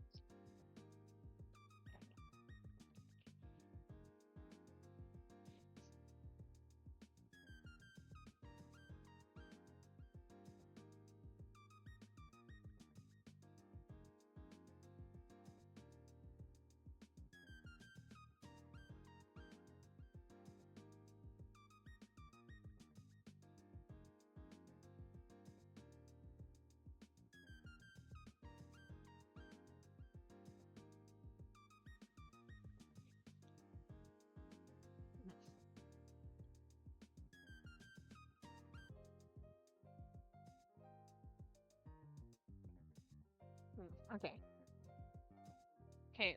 Well, it'll get awkward if I'm just looking in, won't it? I'll leave you be then. Anything you need, just shout into the alley. Okay, best not keep Fred waiting. Maybe you'll be able to reason with him, calm him down a bit. I think he could use that right now. Outgoing call, asshole. What? You oblige her and enter the office, finding Fred in the middle of a phone call. Yeah, a theft. Lock down the whole building. Makes your job a whole lot easier, doesn't it? A cop. A locked room scenario is a little intriguing, I suppose. The person on the phone, you know that voice. Thin and sharp as a wire, digging into you just as deep. But where? But if it isn't urgent, that's not what I said, and you're not exactly getting picked off one by one. I'll be happy to be there at the earliest convenience. Our department is very busy otherwise. You'll solve it by yourself, really. You shouldn't expect miracles. We're just mortal, you know. Oh, excuse me, mostly mortal. A self-satisfied laugh cracks through the receiver. It bounces off the back of your skull, ringing like tinnitus. If you show your face in my business, I'll see you later, familiar. Bah, why did I expect anything else? After dying all those tiny keys, too. Ah, Gloom. Here already. As you probably heard, the ACPD is taking its sweet Hello, party's here. Welcome in! Come in, Nuriam! Thank you so much for the raid! How was your showcase? Welcome in, ex Nizukas? What games did you get up to today? I'm in the middle of Spill the Beans. Nizu? Okay. So many cute games. How will we play them all? That's what I was saying last week too with the Steam Next Fest. There's so many demos. This is only my second one. I was having a little bit trouble with Spilled. We are. There's like so many games. And so far I've only really gotten into like one. But thank you for coming in. Thank you for bringing your community in. I'm just in the middle of Spill the Beans where I stole the recipe and I'm playing detective. Like, Spilled was really cute, but I don't know why it wasn't showing up on my stream. Okay, plan is you find our prime suspect before the ponies get here and mess everything up. You can do that, right? It's 1 in 4, logical deduction. Fred sneaks a not so subtle glance at your CV across the desk. Should be easy for a loquacious thrill seeker like yourself. I mean, that's why I could just, like, I'll play it offline, because I like, you know, like, cleanup games. Okay. Loquacious, the fuck does that mean in this context? Nobody writes these like a normal person. Okay, right, let's put those soft skills of yours to use. Imagine I'm one of those suspects. What would you ask me? Hey, do you have the recipe? No. You did it, didn't you? Just gonna,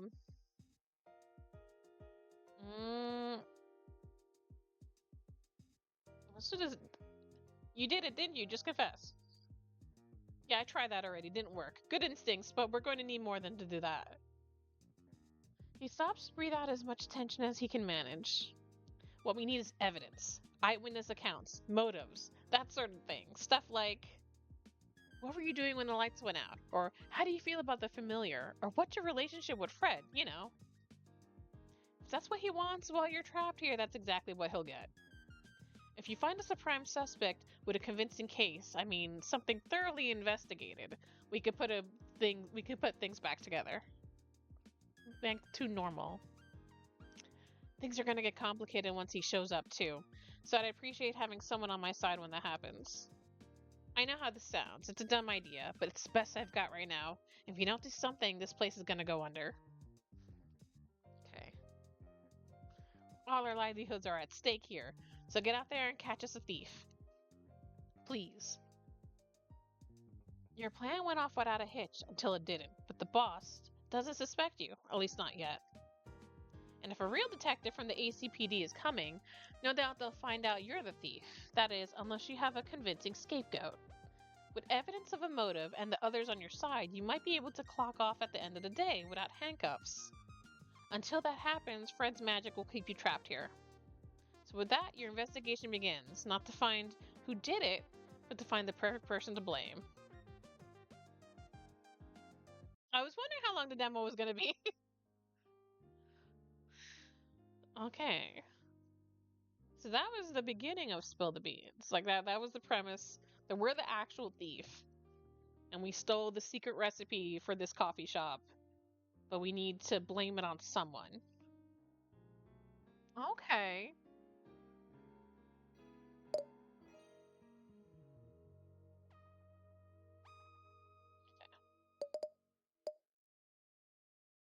Alright, so now let me...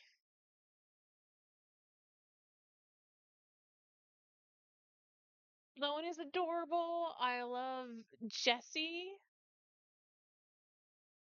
The vampire, of course, all in pink. I even like... Her boss is just an angry little cat. Okay, so what's...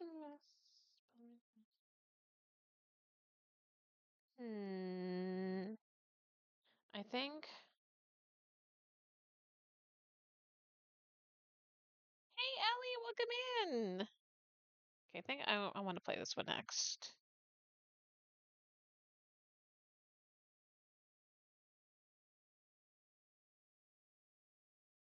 Welcome in, welcome in, welcome in.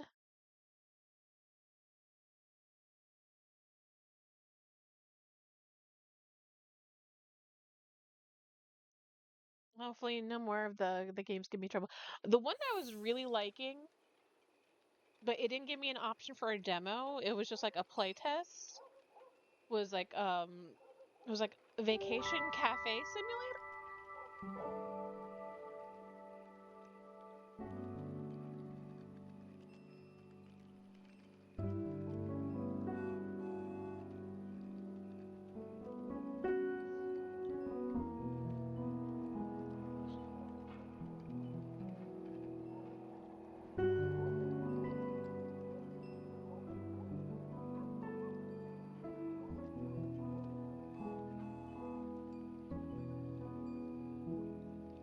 Why is this not?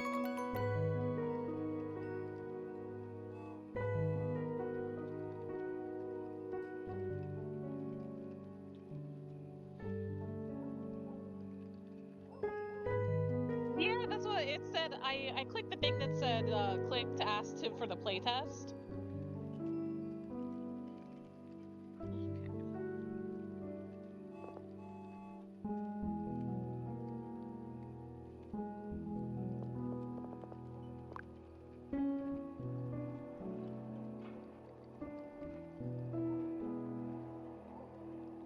Okay, what?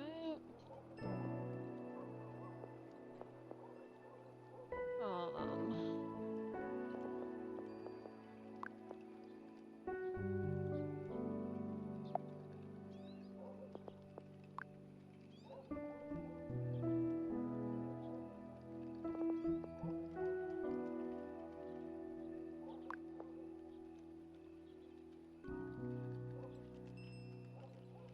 There we go, finally. Oh my god. I couldn't bring this over to my other screen. I'm looking forward to Murray Wildwood the most. Let's see. Well, so right now I have up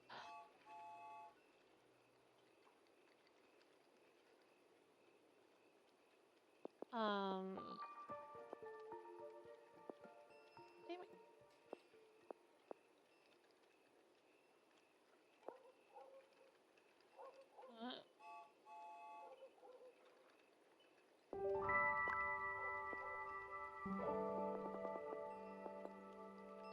Hold on.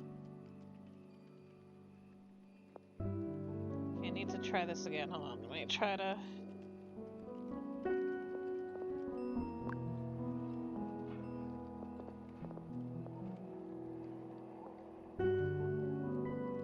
I have one of the demos I have that I'm looking forward to playing tonight is called The Quiet Things.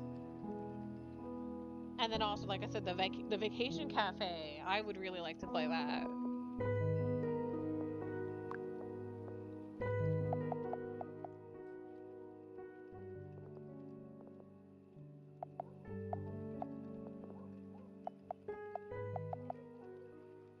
I'm just trying to switch over.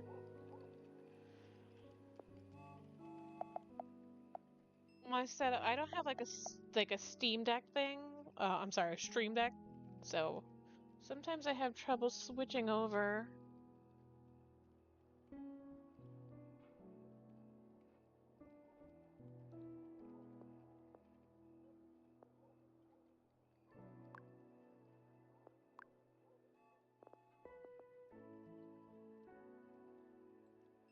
Mm-mm-mm-mm.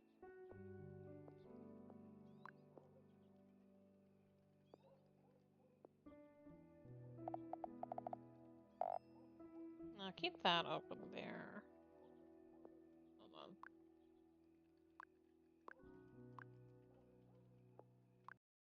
Let me try this again. All right. Putting kiddos to bed, but I'm still lurking. Thank you so much for the lurk, Ms. J.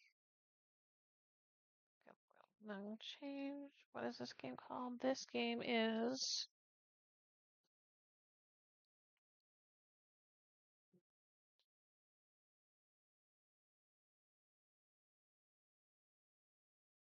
Rejected Dreams. Okay. I'm gonna put this there on my PC stream so we can see that there and I can just start this up again. Alright. Excellent. Okay, good, and I didn't have to go through that trouble again. Okay.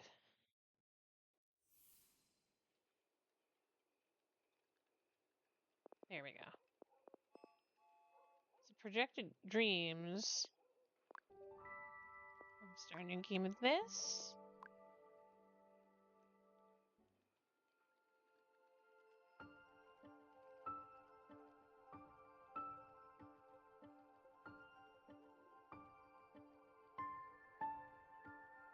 This is supposed to be like 90s nostalgia. Dear Lisa Miller, we are pleased to offer you the position something interview.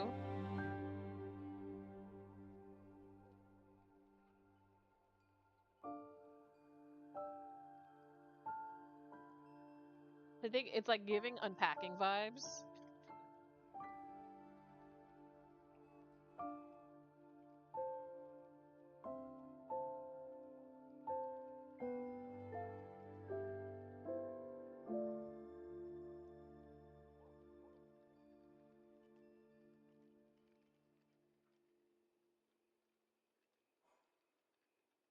Okay.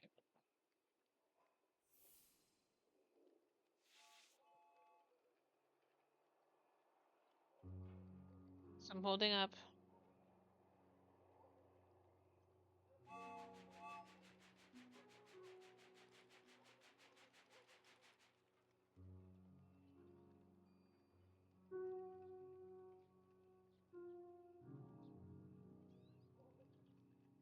Oh, over here. Why am I not? There we go.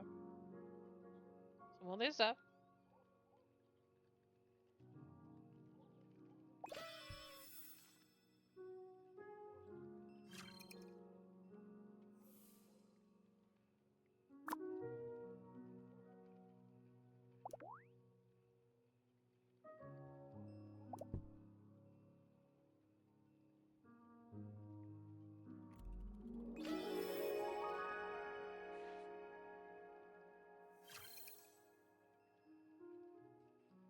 Okay, so I'm just making shapes.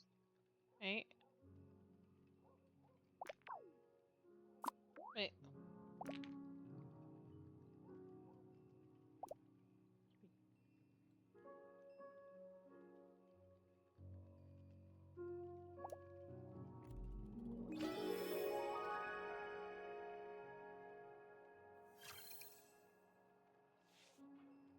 Okay.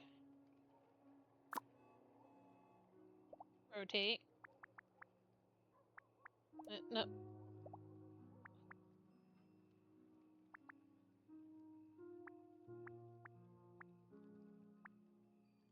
Wait. Hold on. No.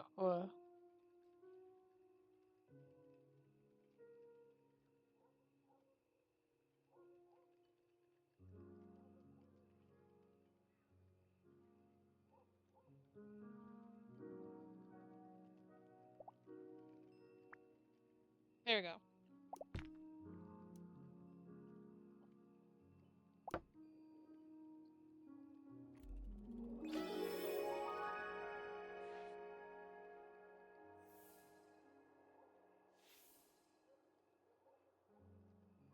Okay, now my book.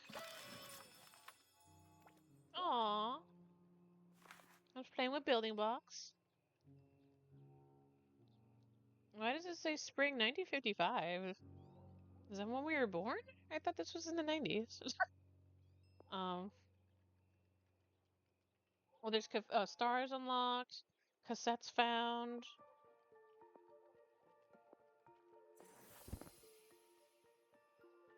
Yeah, I was pretty sure. I thought the description said it was from the 90s. Maybe, because look, there's a Furby. There's a Furby. This has to be the 90s. Maybe 1955 means something else.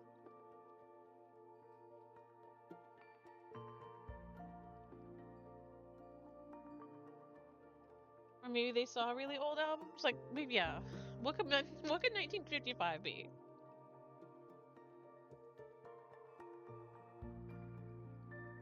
I was gonna say maybe she was born in 1955 and was a child during the 90s. I'm like, wait, that doesn't make sense either.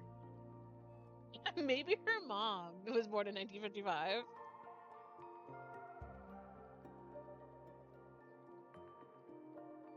Okay.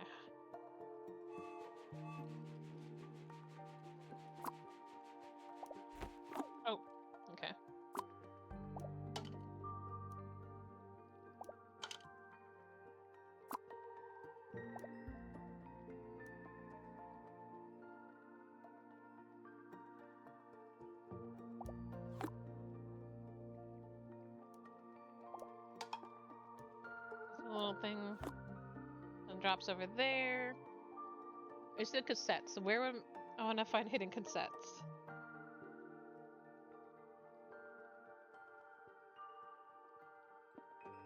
That's obvious. That's a Furby. So the Furby has to be on top. Maybe. So what would make this shape?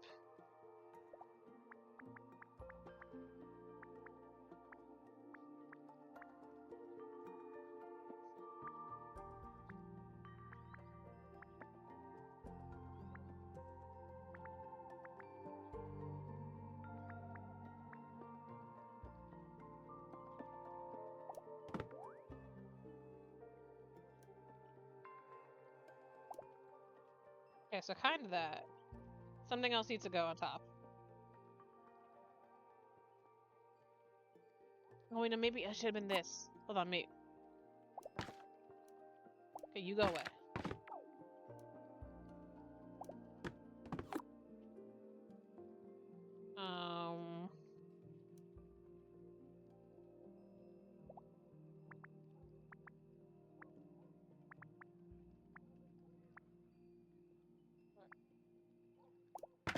There we go.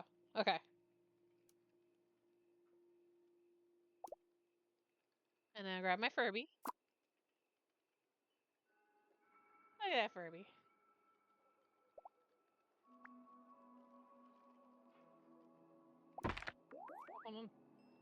Oh, no, it's not complete. There we go.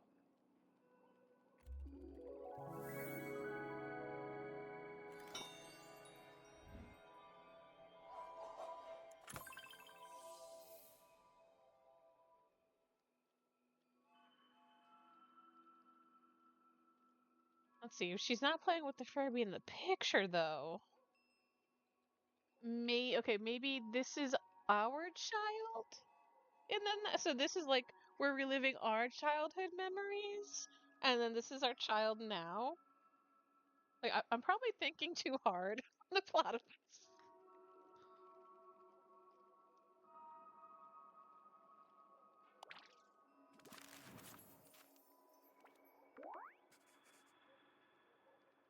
If you ever feel stuck during a level, you can open the book and focus the current photo with.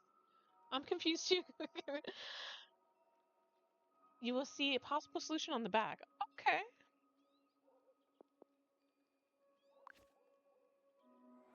See. Ooh. Okay. Afternoon yoga lessons with Mr. Cuddles.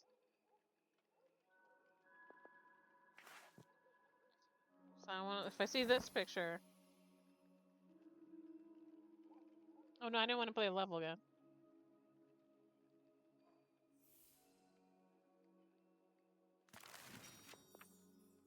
No, I didn't want that level. Whoopsie. Yeah, there are solutions. I didn't think they had this in the previous demo. Okay. This is my first time playing the demo. The cassette's found. There you go. I want this one though. This one.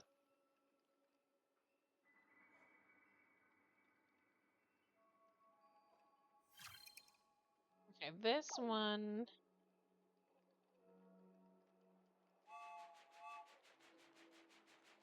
Oh, see, look, there's that classic Fisher Price.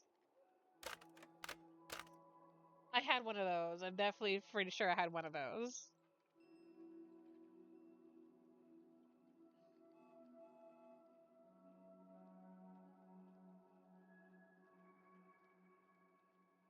So now the room's more unpacked.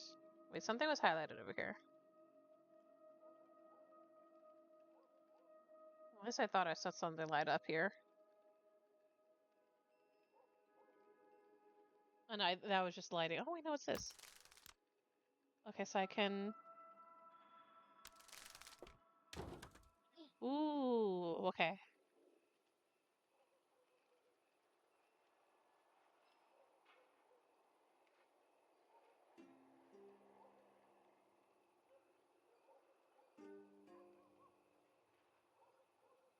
I have it open. So this... This looks like it would just be this, right? No. Way too tiny.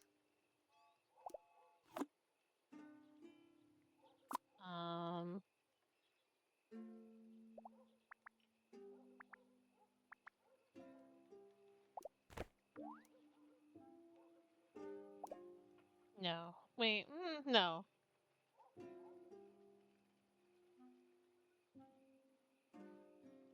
Do I...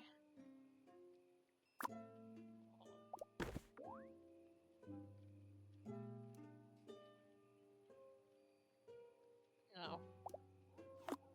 I'm not sure the book makes that. Let's throw it out. Let's see.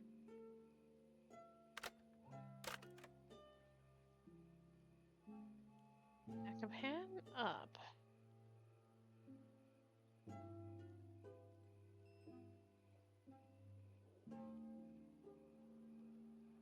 Oh, wait, no, I can't. What's up here?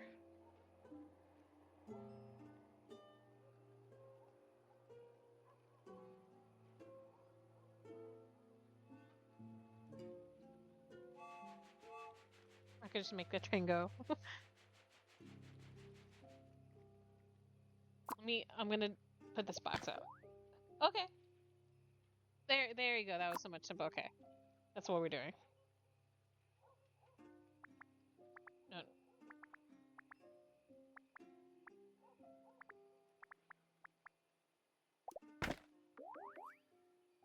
There we go. Perfect.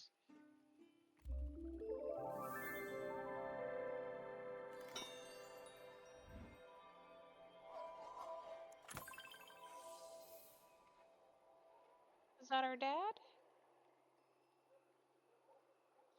Sorry, I got to go. It's been fun hanging out here, and thank you for being so welcoming. Oh, no problem. Yeah. Now you go take care of yourself. I know you just finished streaming. Thank you for coming in. Thank you for the raid. I'll be here playing around with shadows.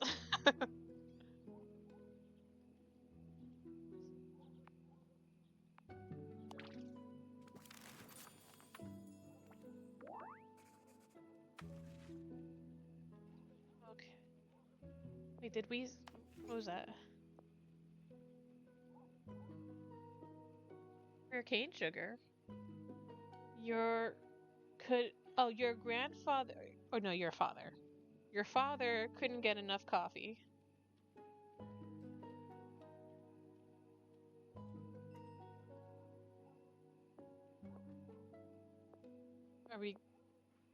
Are we gonna reveal that my dad has diabetes? What is this?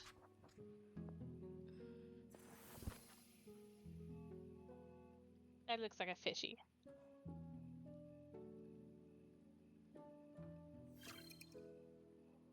Oh, okay, we got more toys now.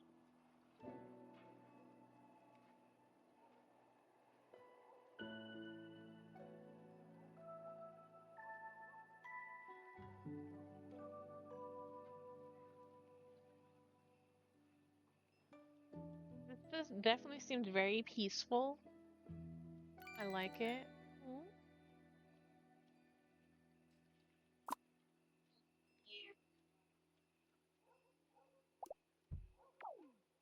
Hi, bear. Here's a mug with an L on it. I know when to throw the mug. Ugh.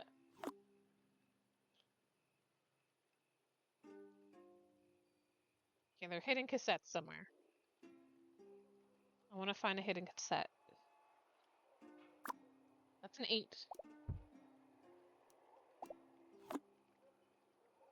Ooh, one of those fishy games? The water games? We were so entertained by little things. Like, literally, the toy, we just put water in it and we just press the buttons. And then it would make, like, rings go around and we try to get it to play. This looks like... What is this? Not sure what this is. Magic 8 Ball. We got the abacus.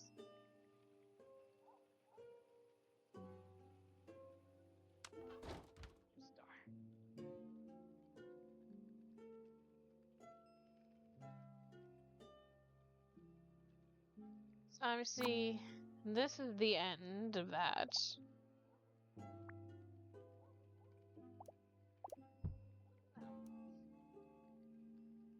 I gotta turn it sideways though.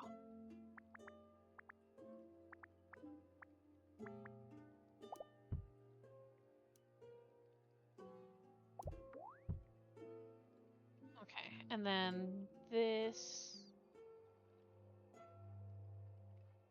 Pretty sure this is just this. I just need to rotate it.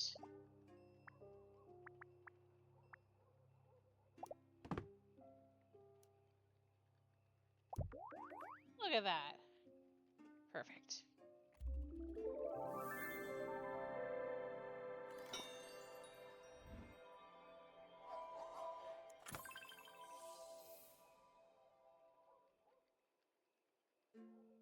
It looks like they're in a waiting room in a hospital. It's being one of those games where it's like sentimental and then sad.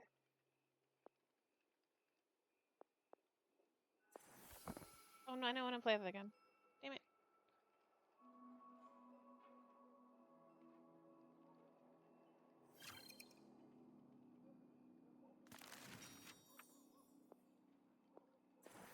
There we go.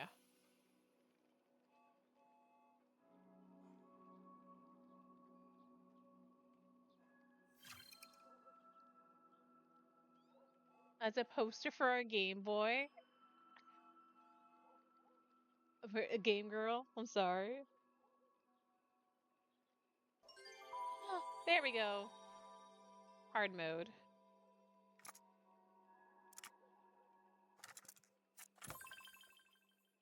Okay, so I found a tape. Can I play the tape?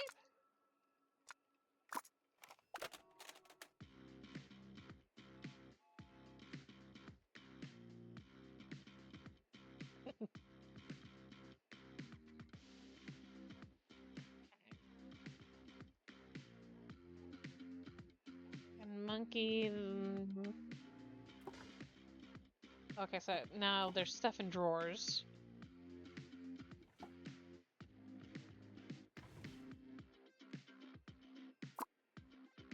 There's the Game Boy.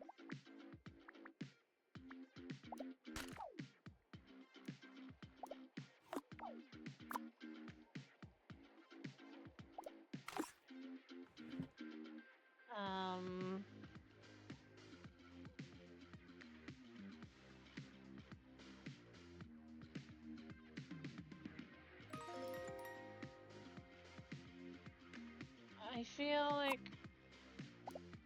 Do I use this again?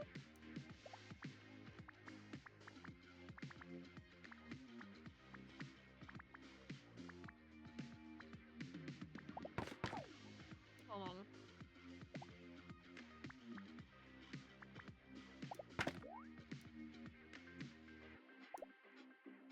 Okay. So what would make that... I got a rubber ducky here. I need something... What is this?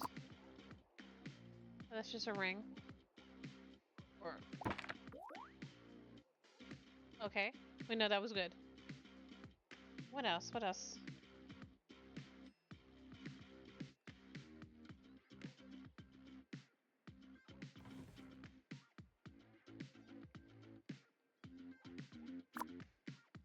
No, Rubik's Cube is too big. Okay.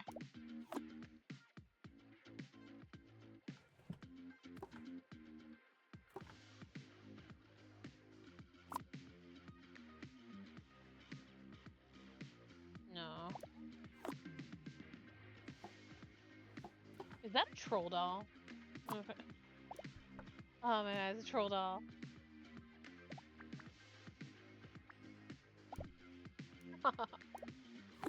I think I had way too many trolls. I'll put that back. There you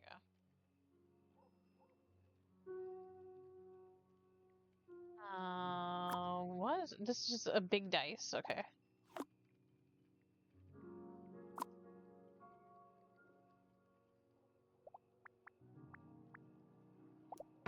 Oh fuck.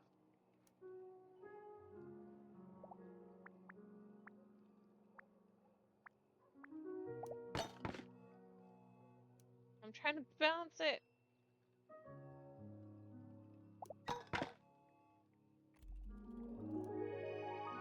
No, no, no, no, no.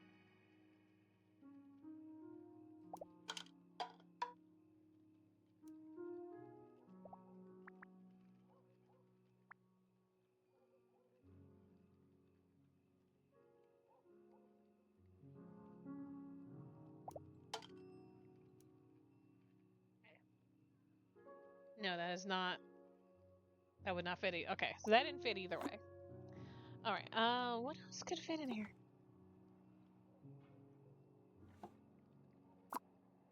Oh wait, no. Right there, the rubber duck. No, no, no, no. I can't see the stars. Okay, that's perfect.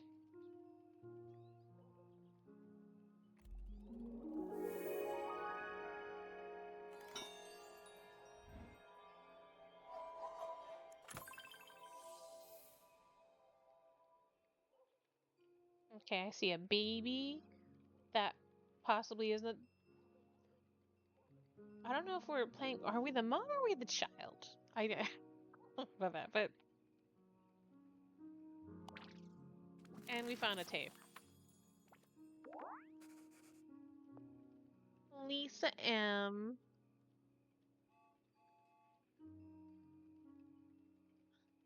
Lisa meeting her older sister.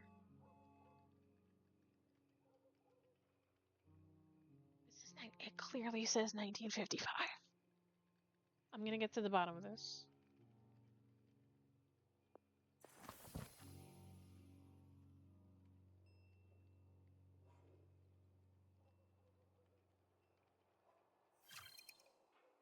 Okay, we got the big Crayola. That's huge.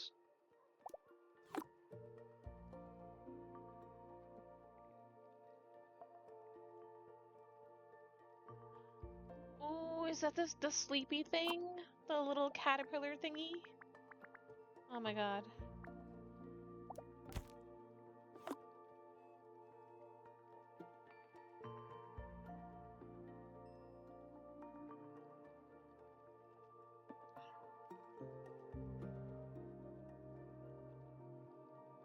Little cat thing in the bed.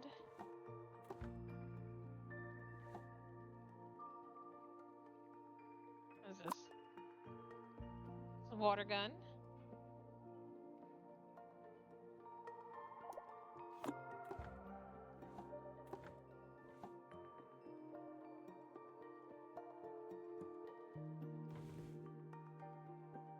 Okay, this...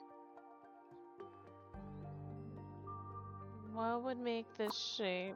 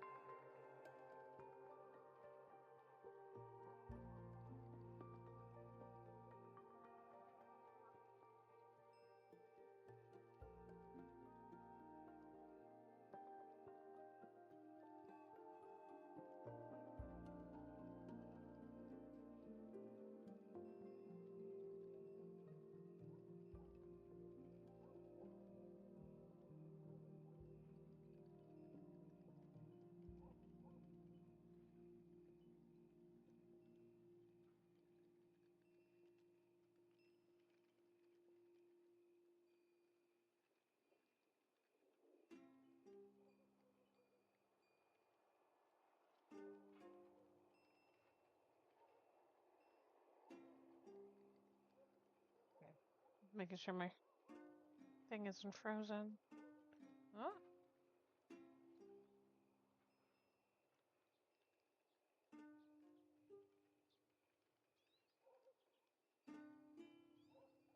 Okay.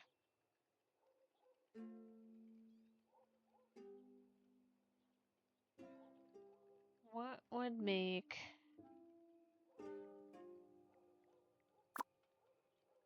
maybe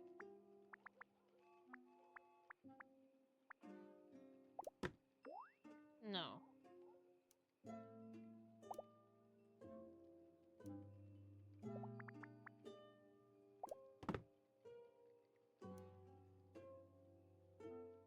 I feel like maybe if this was turned around.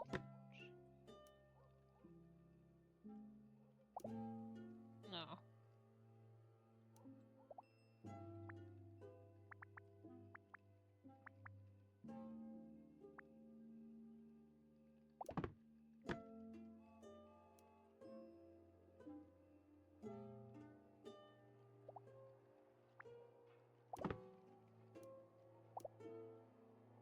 No.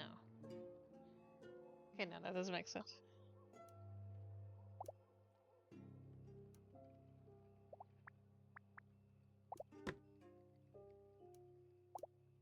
Okay, so at least maybe we could do that. That kind of works there. Then what else?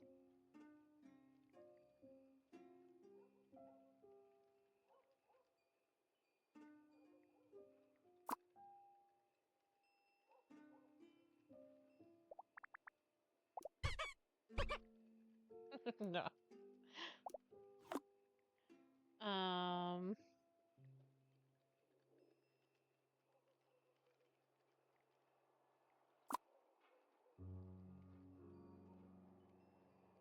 Hmm. Something makes that. No.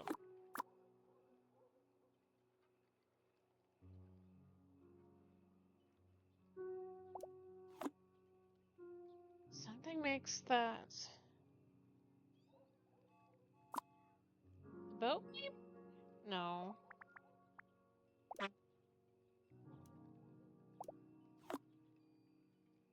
Wait, and then there's this thing that I don't know what this is. Okay, okay, something big. Something big makes that shape.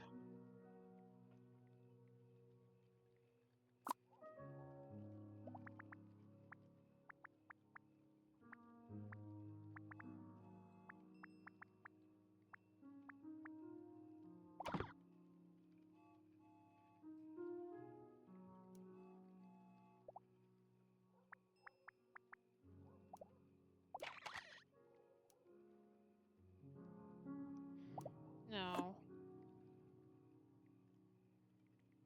I need something big.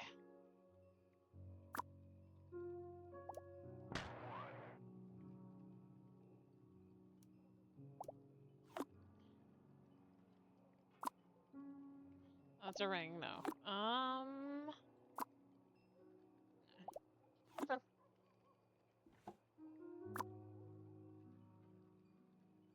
Hey, Prod, I do need something big.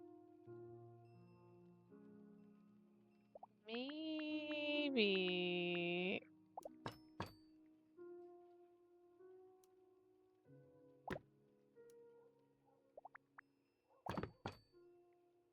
No. Happy Thursday, how are you doing?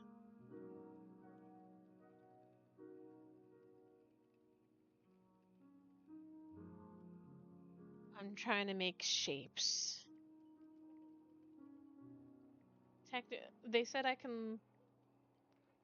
So if I wanted a hint, it told me I can get so much better with you on my screen. Aww. Wait, can I get a hint? There we go. Okay.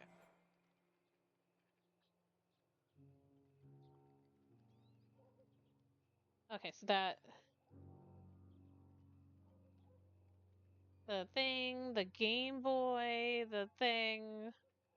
So that's how they flat out just tell you. It's kind of like a little to the left when you want a hint, and like the hint is just the complete solution.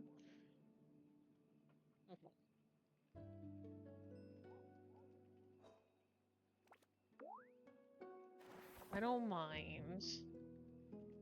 Yeah, so bring up the Game Boy. And this thing. And then it said this thing. And then that little thing too. So these they're getting harder. They're getting harder. Okay, no,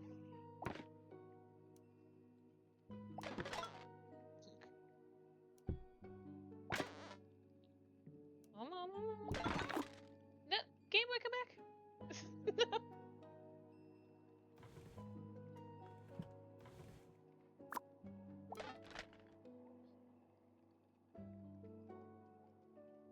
And then the little green thingy too. Come back.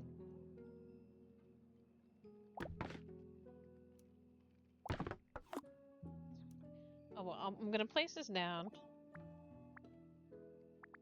Oh.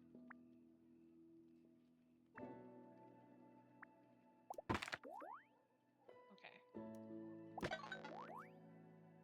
That does not seem right. Maybe. No.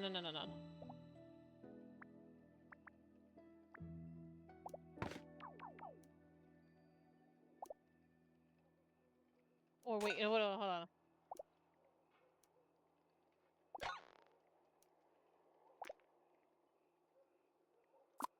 Over here. Okay, there you go. That fits better. Oh. I don't want it to tilt.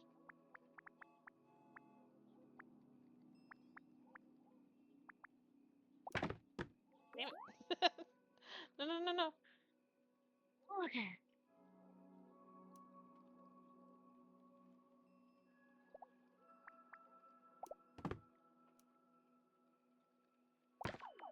Okay. There we go. So now I got that.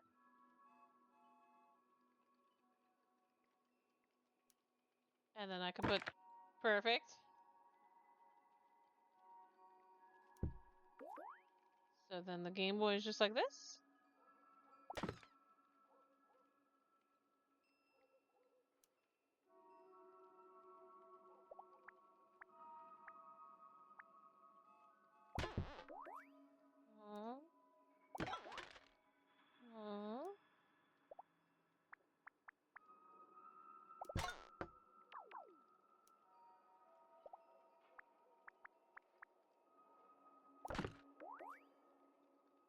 I guess?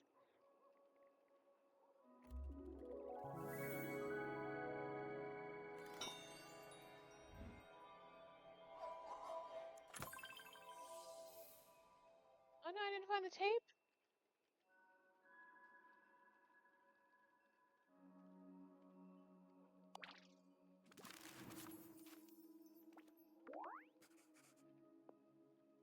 Our little tradition continues. No, I want to find the tape. We're going back to here. I want the tape.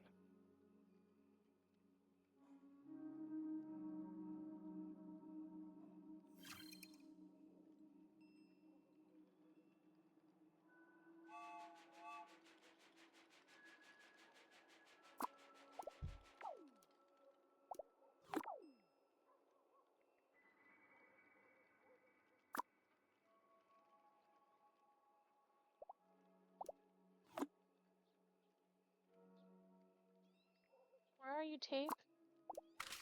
Oh, wait, no, is it right here?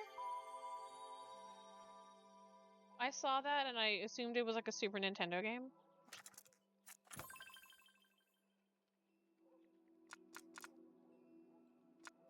Let me hear this one.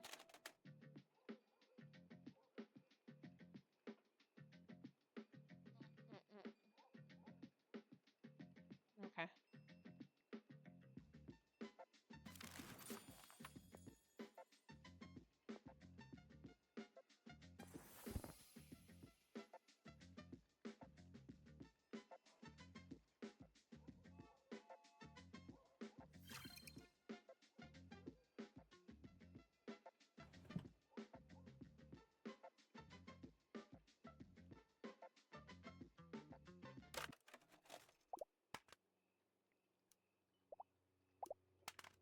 I wanted the tape to go back where it came from. There you go. Okay, now I can open this stuff up. Is that a Bop It? That's a Bop It.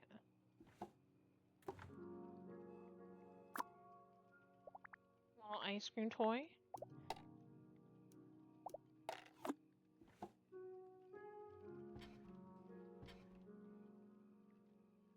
There we go, because it's clearly I need a ball.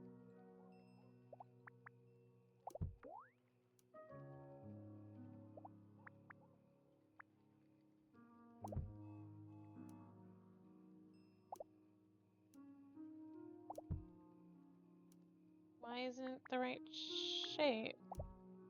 There, oh.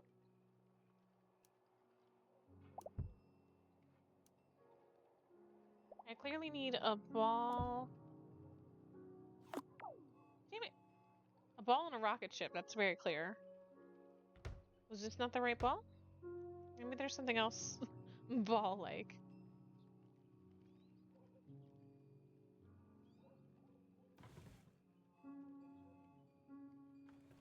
I think that's the only thing I have that's like a ball.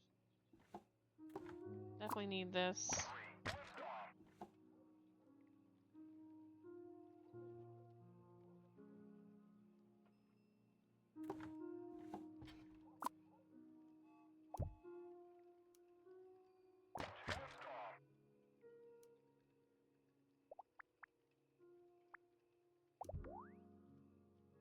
Why does it not fit exactly?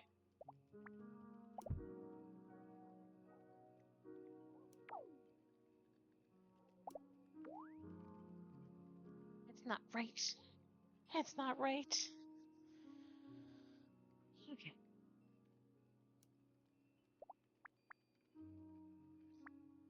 I think because it looks like the most right. Can I just bounce?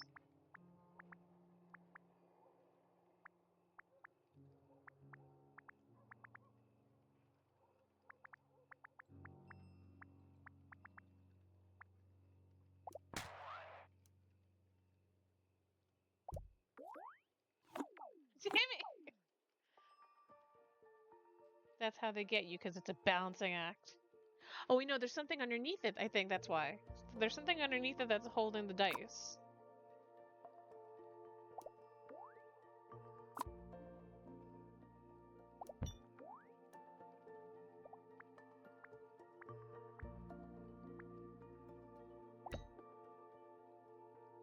Okay, there you go.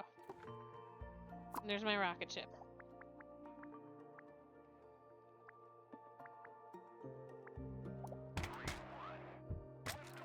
Oh, damn it. Okay.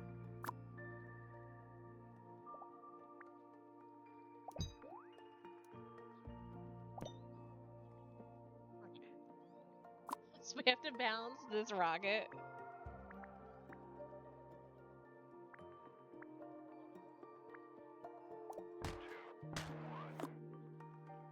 Come back here.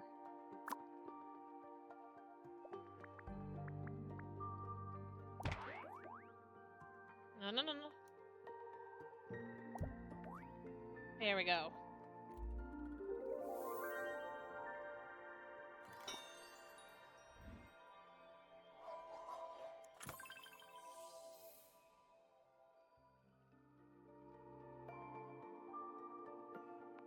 Yay.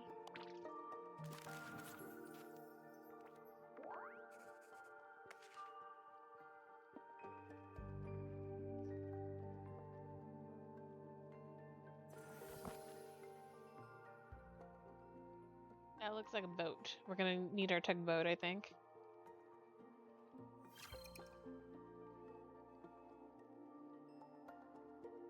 Our room's almost unpacked.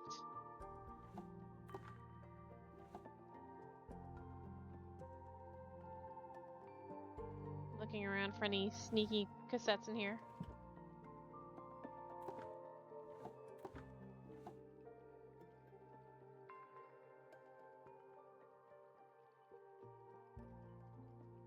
Oh, no, we got a soccer ball. Still got the bop it. That's it. There we go. Funky VHS.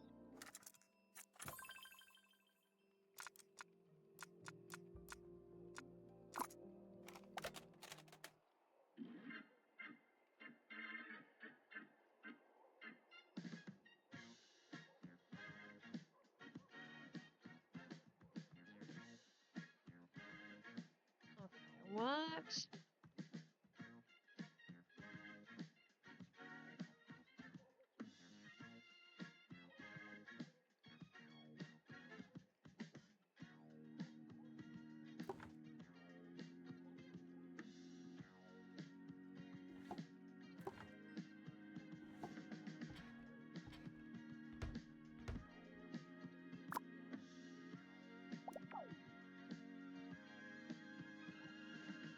So this game is kind of like similar to Unpacking, except it's like a narrative story where I'm trying to make shadows with like little each level.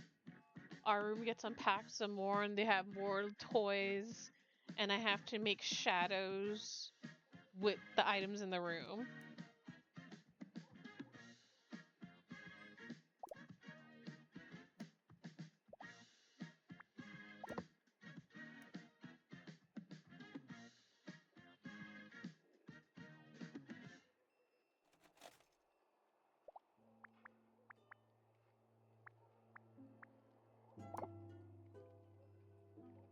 Yeah, so far it has been cute.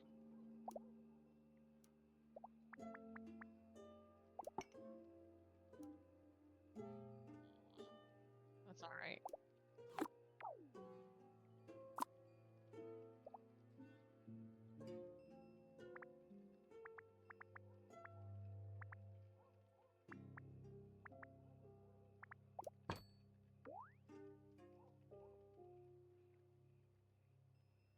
Women are awesome.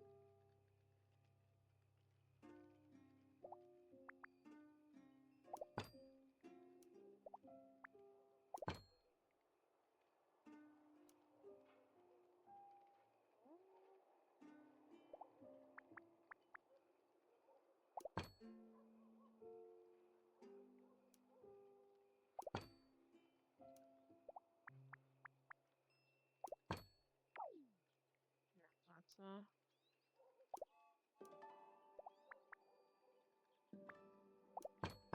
I feel like I feel like this is right. I'm supposed to make something. Cause he has that little hook thingy.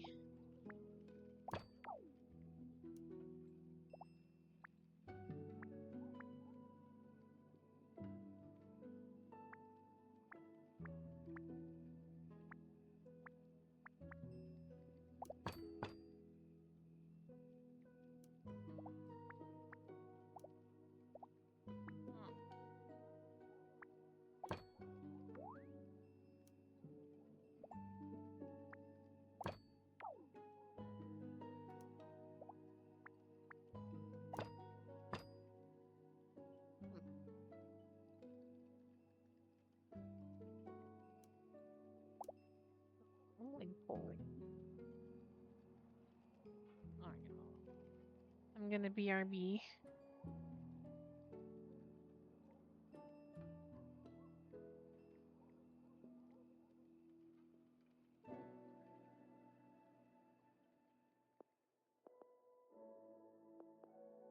Oh yeah, I forgot this game doesn't let me leave.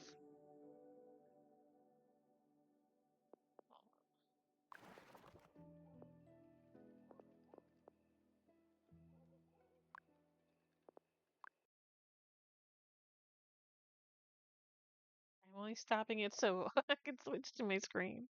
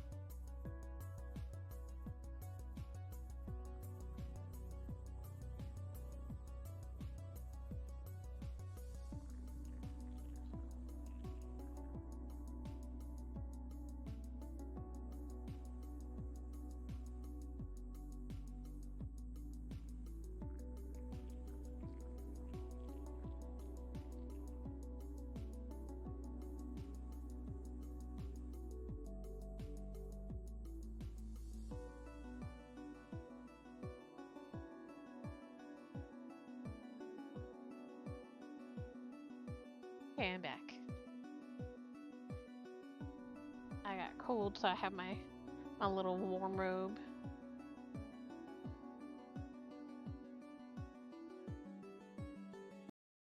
Okay. So I think I am going to switch games because there was like a demo I really wanted to get to, and I don't want to run out of time. I mean, I know I control how long my stream is. So,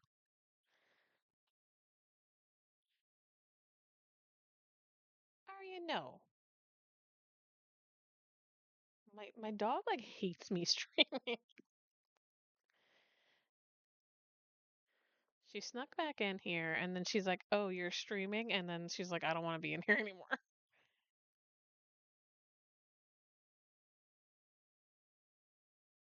Yeah, so there's definitely just a game I want to get to. Okay.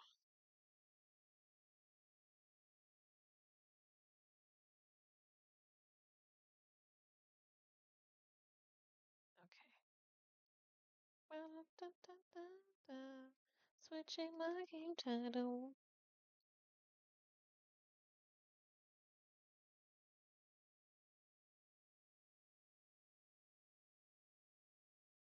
Because when I heard of this game, it gave me flashbacks to Gone Home, and I loved Gone Home.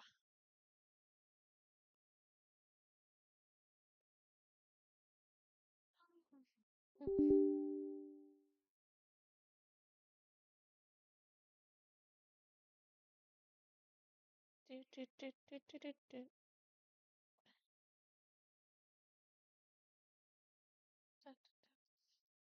I hope we're all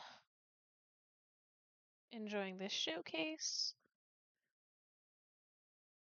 All the games that are featured tonight from me and any other women-led showcase streamer. These all are created by women.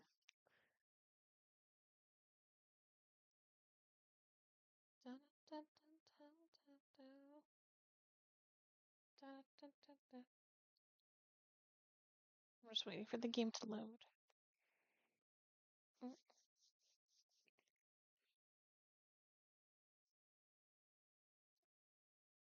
Oh, Aria. She's gonna keep scratching at the door.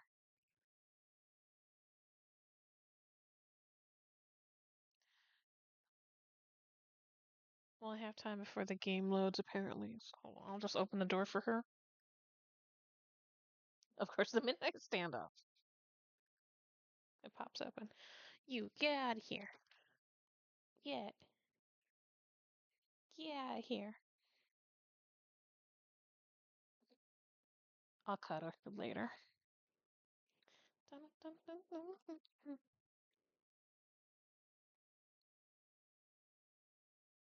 Okay. Mhm.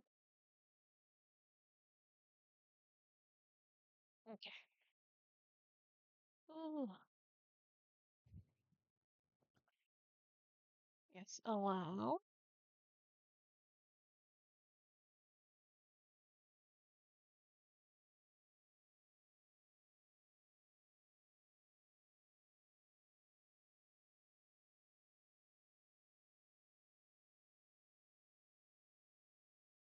What the hell? I don't want to pop up.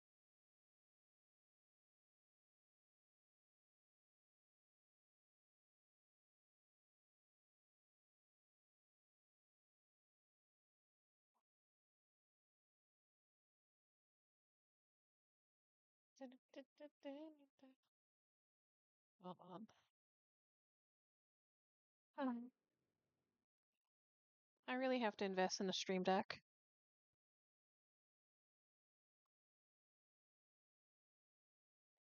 There we go. Okay. So, The Quiet Things is based on a true story, but names, dates, and identifying information has been changed to protect the privacy of everyone involved. The game is still in active development and is our first game, so we always appreciate your feedback. There are themes in this demo around grief, childhood abuse, self harm, and suicide. Please ensure you are in the headspace to engage with these topics before starting. The game is best enjoyed with a controller and headphones. Okay, so that is our warning for anyone.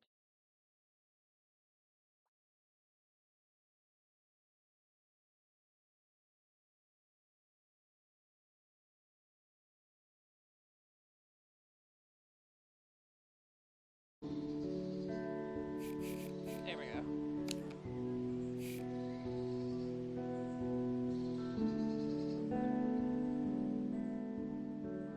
Bring down that volume. Quality epic.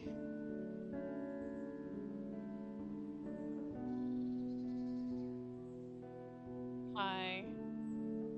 Medium. Low. I'm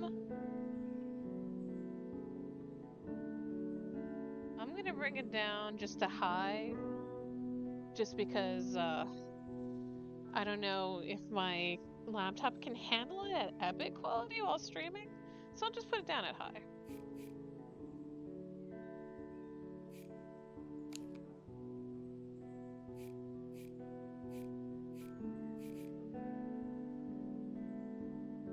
So the quiet things.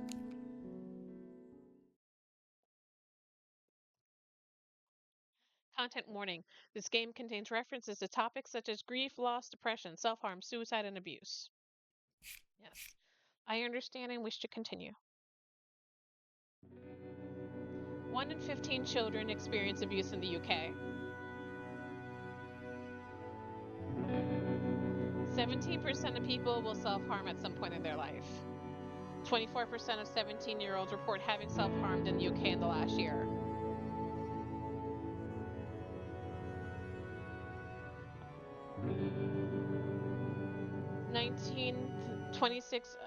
$1,926 people die every day due to suicide. That's one person every minute.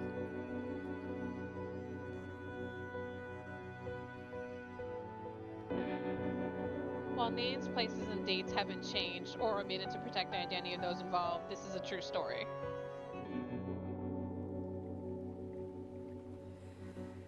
Okay. The game is still pretty loud. So I'm just gonna go into settings. The volume is still really loud for some reason.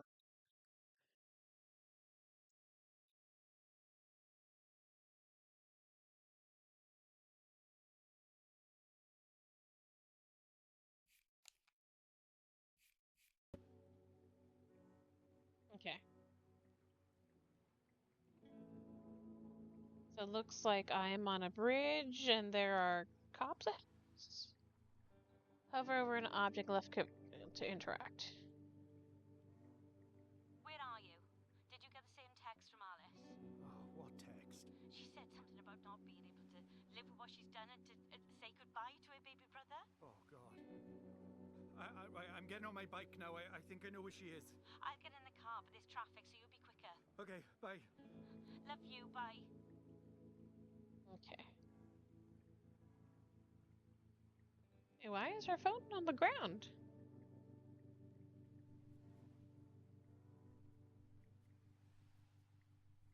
Oh, hold on.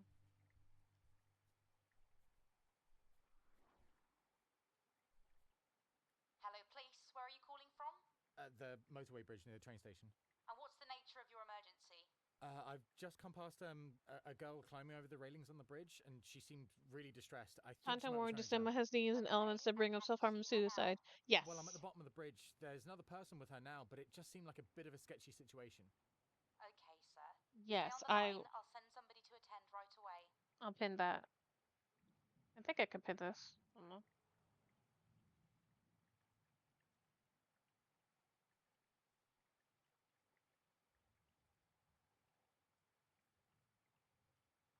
Hold on, I don't think I can do it from my phone. Hold on.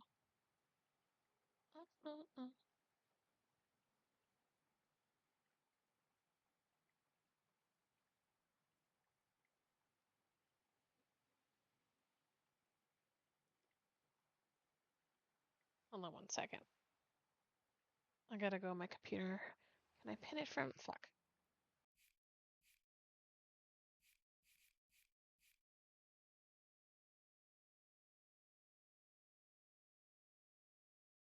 There we go.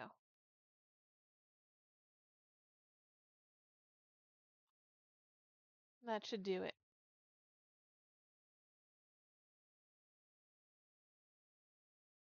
Thank you for that, Ellie.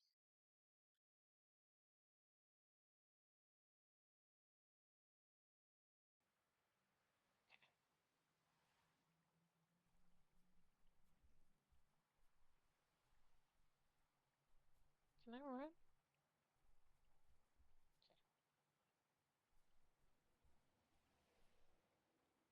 Alice, wait!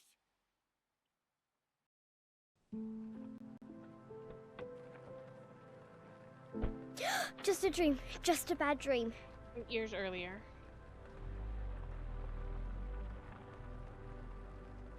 The quiet things. Dad? Why are we so loud?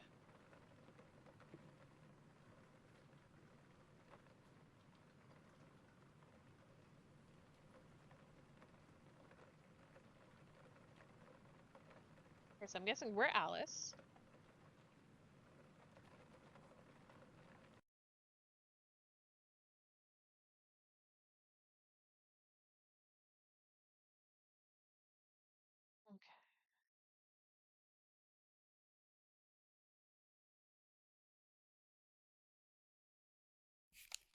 Okay. The game is already at like the lowest. I have the volume at the lowest it could possibly be. And the voices sound really loud in my ears.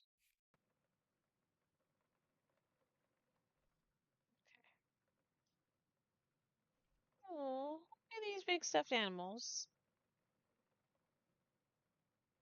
Friends.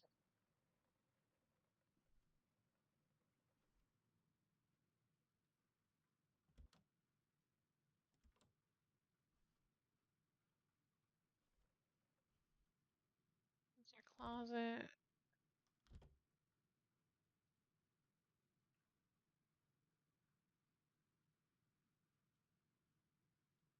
All about me. Alice. Age 8. Eye color blue. Hair color brown. Height, I don't know. Pets. Fish in the garden. One ginger cat called Rolo. And a hamster called Toffee. Favorite food? Pizza. And ice cream too. Favorite animal? Wolf. Hobbies. Writing, drawing, skipping. I can do 100 skips. Stitch.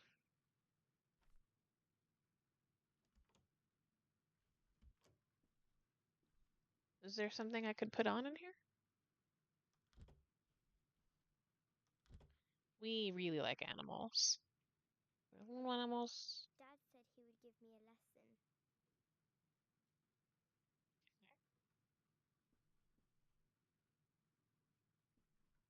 There's, I guess, our backpack.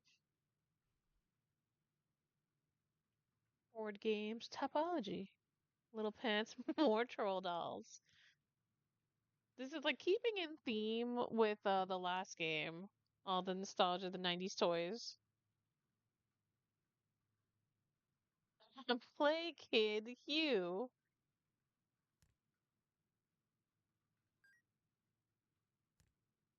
Let's play Game Boy. The Lonely Hedgehog. They treat me like I don't understand. What happens when you lose mom or dad? Can we? A book about helping a kid cope with loss, death, and grief. Losing a parent is never easy, especially at a young age. This book will help a child come to terms with losing one or both of their parents. Of course, the classic Holy Bible.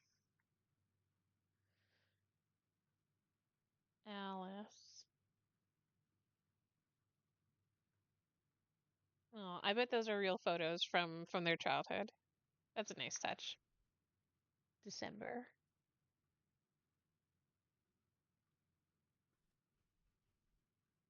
Wolfie will look after your dad's out. Wolfie.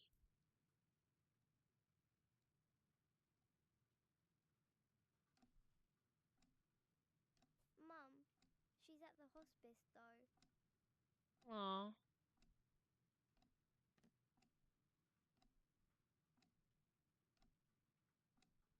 Periodic table.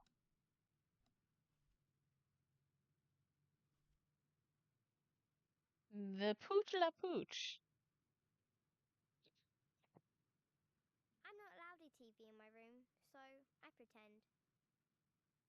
Poor child.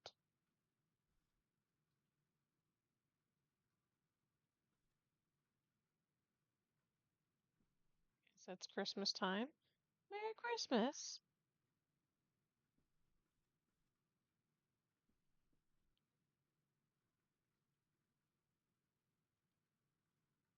Like I dream, I see another world where we are all happy. Book of super secret stuff. Dear diary, or what should I call you? My name is Alice. That's a weird way to start a diary. At Aww. school, my teacher gave me a book about a girl called Anne Frank who kept a diary. She always started it with Dear Kitty. I'll have to think about who to write my diary to, but it's nice to talk to someone. I used to have a little diary like that with a little lock.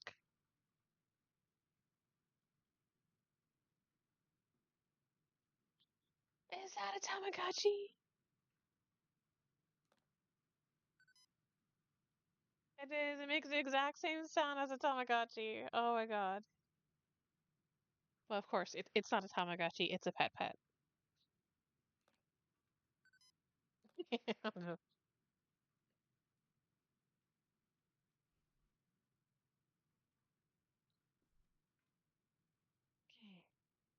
What's this over here? Times tables. How old were we again? We were 8, I believe, right? Papers say we were 8? Yeah, we were 8. Okay.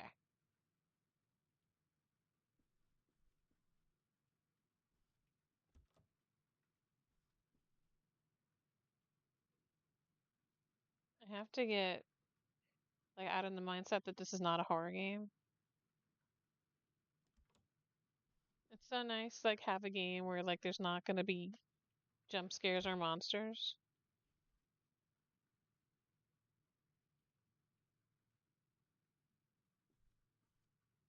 All time wonders our bathroom. I shouldn't flush the toilet at night in case it wakes people up.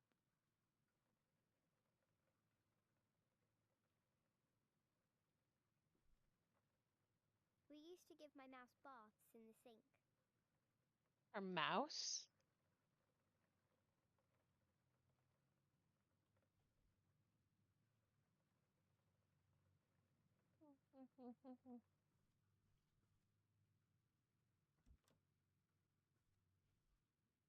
Okay, that's my bathroom.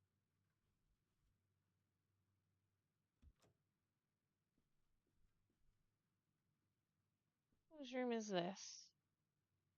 They get a TV in their room. Perfume bottles. It smells like Mum. Hmm. It's her mom's room.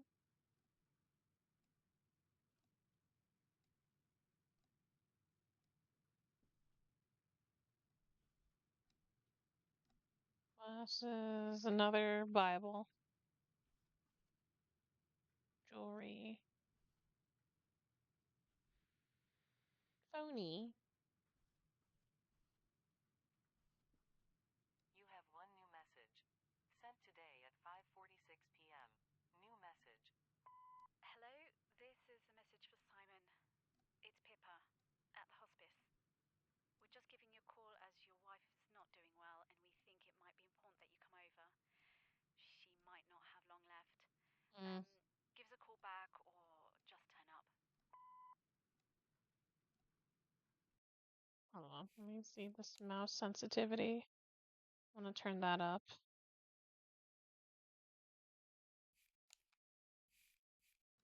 There we go. Yeah. That's better.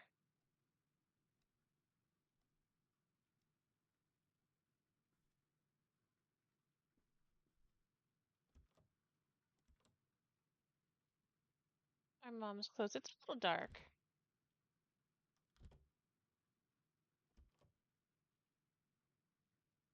Can't really see what's inside this.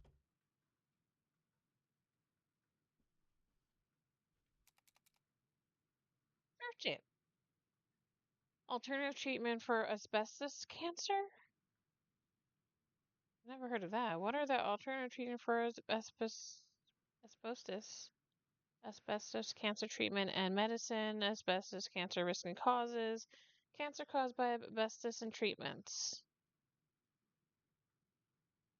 Second medical opinion.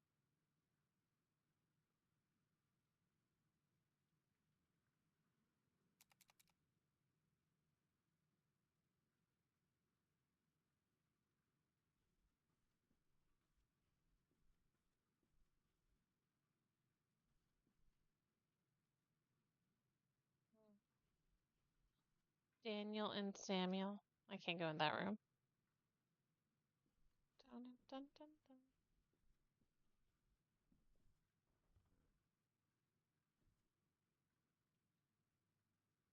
Wall truck. Advanced care plan, choices for end of life care.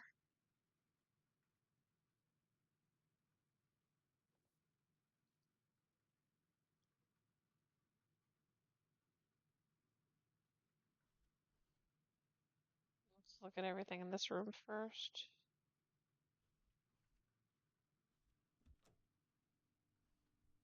Our kitchen.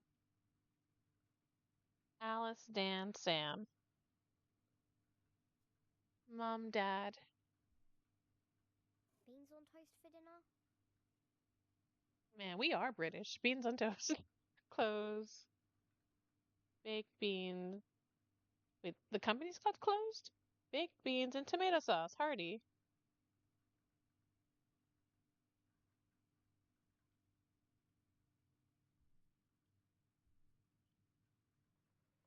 We're very short. Blues.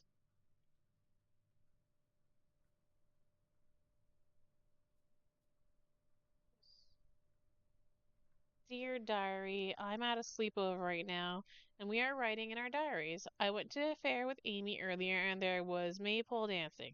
See you then.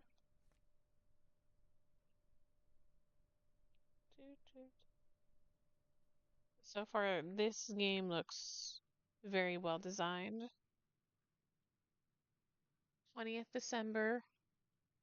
Door for Christmas songs. Dad coming to help with kids. Hospice after lunch. Hospice open at 10 a.m. Kids to cinema for HP. Harry Potter. Shopping list.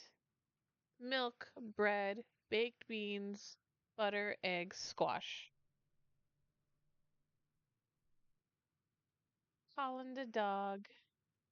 Rar. Let's see, how tall am I right now? I'm like just under 5?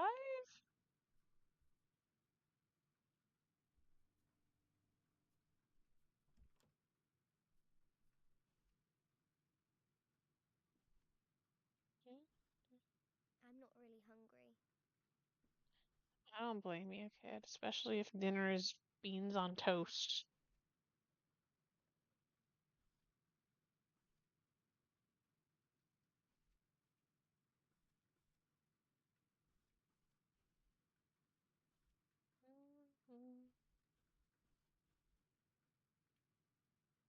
I mean, well, looks like we have a nice house, though. More troll dolls. All about my family. There's me, Alice, and then my 2 brothers, Daniel and Sam. Daniel is 6 and Sam is 4.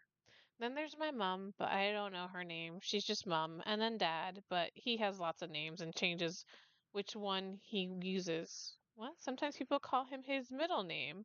Mom and dad are both old. Daniel is good to play with, but I always win, of course. Sam is annoying most of the time because he can't play properly yet. I did let him share my pirate island, though, as long as he was the baddies.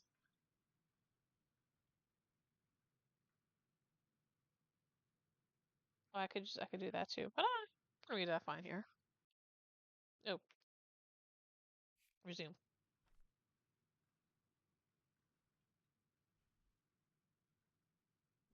The more tinsel, the better.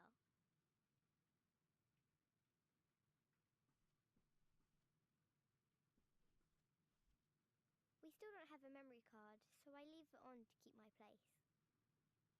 Is that a PlayStation? When Mum was home, I stayed at school for a week pretending to be ill. We watch Lovejoy every day.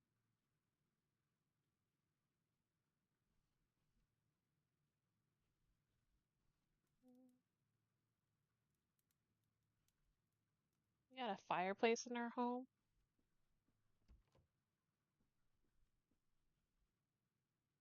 Can I leave out the door? The car's gone. Go to bed to end the day. Okay. I should go back to bed.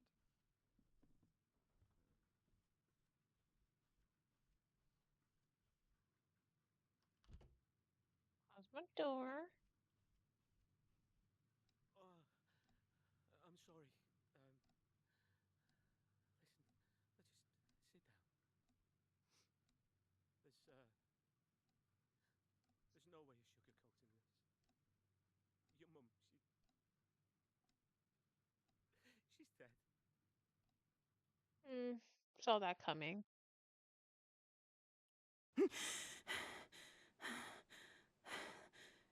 That dream again. Always running and being chased. But what does it mean? I'm sorry. Is that a My Chemical Romance poster? Okay, so we're older now. We're not 8. Rocket.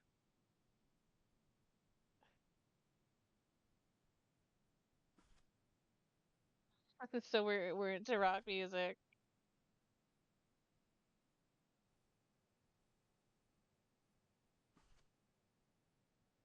Let's see out the window now.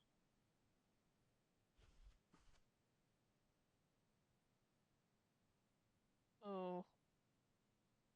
Wait, no, that doesn't help either. Today I haven't self-harmed at all. I had a long chat with Miss Smith at school. I got myself really worried and scared, but she was there for me and even hugged me. She let me skip graphics. Well, she let me work on my own in another classroom. But everything that we said to each other won't be put on paper. It's a secret, and that's what it shall stay. She said she was really worried about me, though. I'm meant to see someone on Monday and talk to Miss Smith again. I'm okay at the moment, though. Not happy or anything, just tired. I have no more energy left for being angry and scared. Well, I'm sure when I close my eyes, my mind will find a nightmare for me. Right later. I'm really tired. Sorry, I tell you everything that's happened today tomorrow. Okay. What's this? Rave in the... I can't read what that means. Bathroom? Back room? Now my clothes are different. Let's say we're probably a teenager. I believe we're emo. I can actually do most chords now. Except an F. Well, nobody likes an F. I have an electric guitar. That is clearly a poster for My Chemical Romance, March of the Dead, Chemtrails. I love that.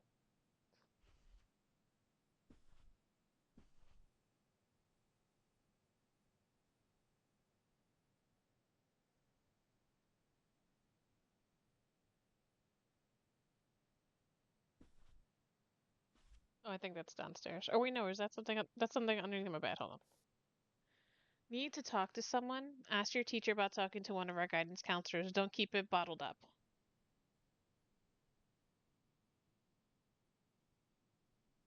There we go. Feeling sad, anxious, worried, exam pressure, things going on at home. You're not alone. We're here for you to talk about anything that's bothering you. Contacts is a government funded service, and we have partnerships with local schools across England and Wales to bring you support, guidance, and someone to listen to.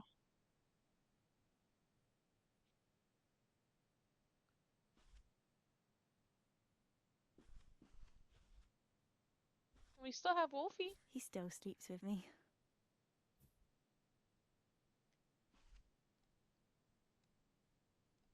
Oh, we write a lot more now. Dear Diary. Anyway, today at school was awful. I can see everyone talking about me behind my back when they see the cuts down my left arm.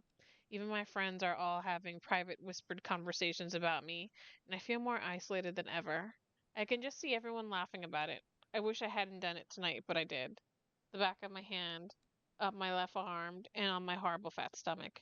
But that feeling that lasts maybe 5 minutes, it makes me feel powerful and in control. I always stare at myself in the bathroom mirror. It makes me feel stronger, but then I'll hear my parents coming up the stairs. I always run into my room, turn the lights off, and pretend to be asleep. Tonight, I have my lights on, but I have to turn it off soon or they will see me. I have to hide it. Hide it from myself. Help me. My friend gave me her old phone. Dad didn't like it, but I got to keep it. The sides light up. Why can't we have a phone? We got guitar picks over here.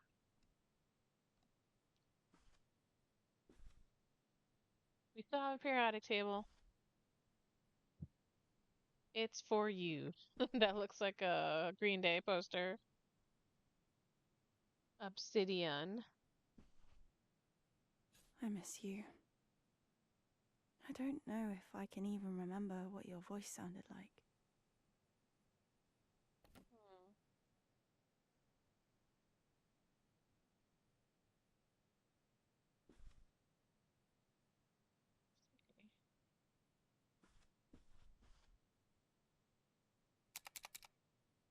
So now we're searching for symptoms of depression over you. Am I depressed? 10 signs you should know. Signs of depression in adults. Depression and its hidden signs. How to spot signs of depression.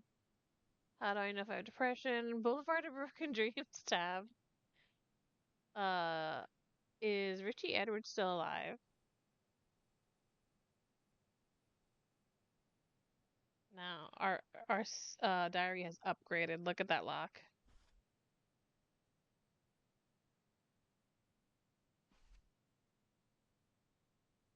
Dear diary, so everyone went back to school today. In a way, I was excited to get back to school. Maybe it was to get away from the family. I don't know why. It's not that bad or anything. Now I think about it, maybe it's because it's easy to get away with self-harming when I'm away from home all day. I've heard people say it's addictive like drugs. I suppose in a way it is. I'm just so afraid that my parents will find out. That's why when it's easy for me to get found out, I stop altogether until the danger is not so dangerous. It's like easing away any fears my parents might have that I self harm. I went to Grandpa's place up north for a week with my brothers. I make sure my cuts had healed up completely. When I packed my suitcase, I left my razor blades behind, so even if I wanted to, I couldn't. I did make sure I had my penknife in the pocket of my denim jacket. I knew I wouldn't leave without that jacket, and in that I knew I'd have my knife. But the week went fine, and I was so relieved to be able to wear whatever clothes I fancied without having to worry whether or not it would reveal the cuts.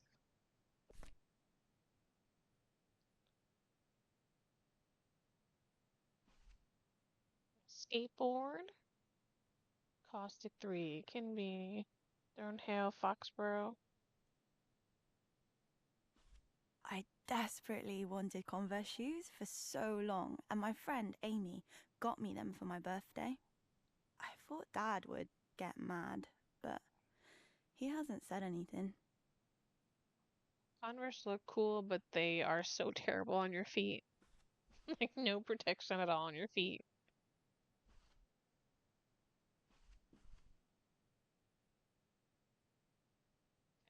I'm running low, but I just spray once, and for a second, she's almost here with me again. Oh, our perfume. We have our mom's perfume. Still have our old Game Boy.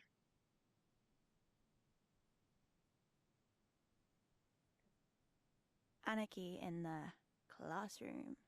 Am I right?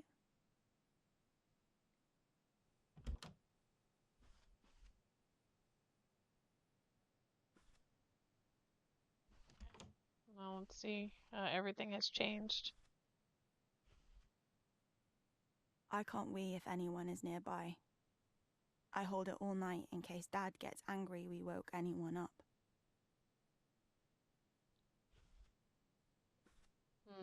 Look! Look at his hand. Do you know how this happened? You left your razor lying around in the bathroom. He could have been hurt so much worse. You're so irresponsible. Tidy your shit away. Okay, so our dad married a cunt.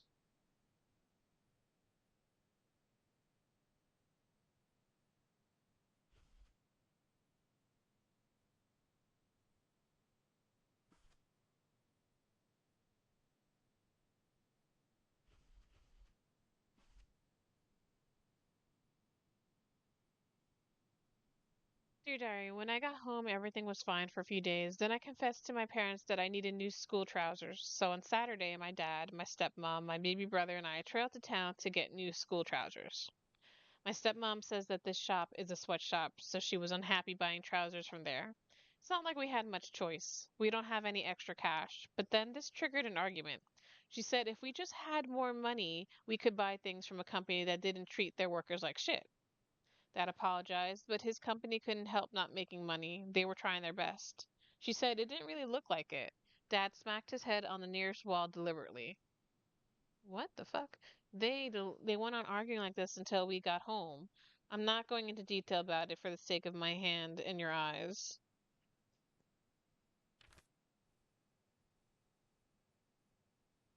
Dad then started insulting my stepmom's family to get at her, and needless to say, she was crying by the time I got home.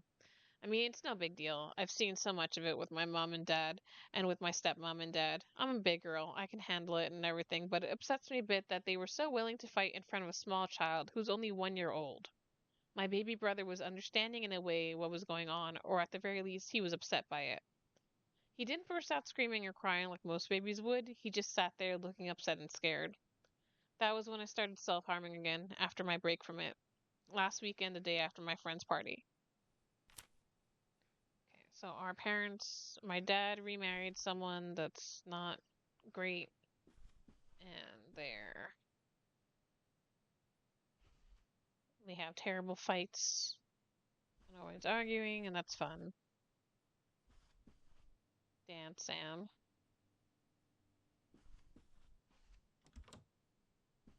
Let's see now how different this room looks.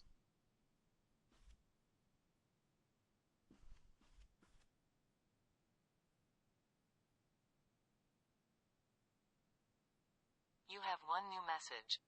New message. Hello, Mr. Johnson. I'm just calling to confirm your emergency appointment this morning at 11 a.m. for your daughter Alice following the incident last night. Okay.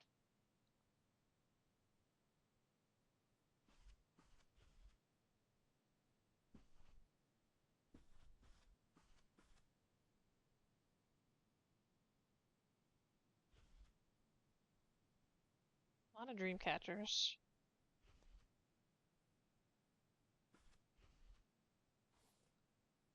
Caring for your newborn baby. What to expect in the first 12 weeks with your new bundle of joy.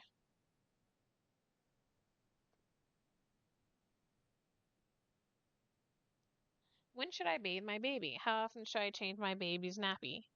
These are common questions. Read our short guide to help you out in those first weeks. Congratulations.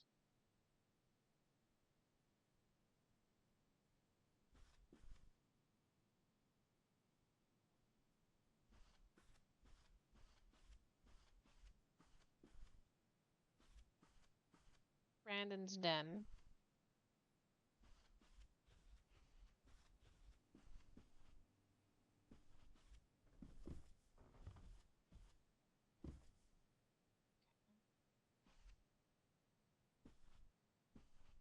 Hey, Alice, is your homework done for school? Oh, I haven't quite had time to do it yet.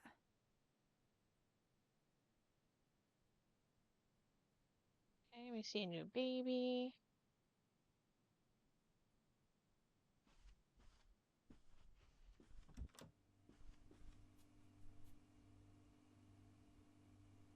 Brandon, Simon, Sophie, I Heart London.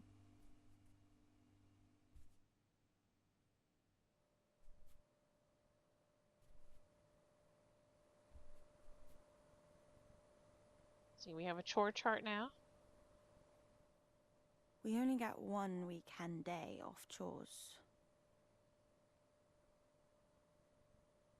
Wash up, sweep and mop, clean bathroom.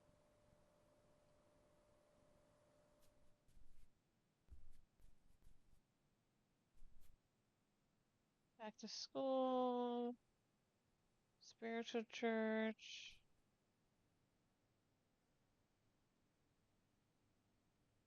Soy milk, bread, asparagus, tofu, soy sauce, bananas.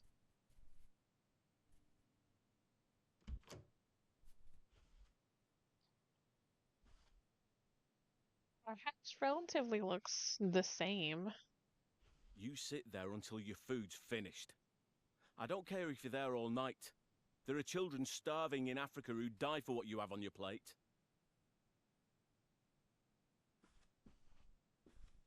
I get up before everyone else and give Brandon his breakfast before school. Okay, so we're taking care of the baby.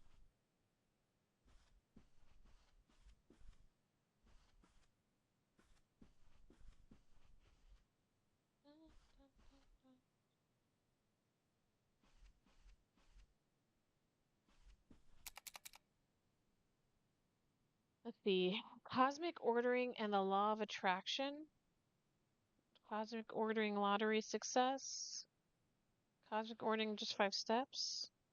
What the hell is cosmic ordering? Crystal healing cores, Reiki healers. So I'm gonna say, is that our stepmom? She's into spiritual new age stuff. Let's do your tarot cards, Alice. It might help. Okay, that does sound nice. Just pick one. It will represent your present. Oh, the tower. Destruction. Is that bad? No. It's like everything must crumble for a new beginning. So it's good.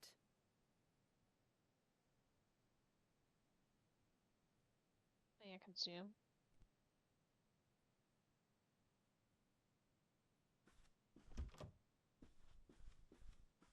Oh, I missed this. Oh, it's there to remind you what happens when you disobey me. Classic threats. I thought we could, go for a walk. Just us. Then we can talk about whatever you need to. Just tell me what's going on. I do care, you know.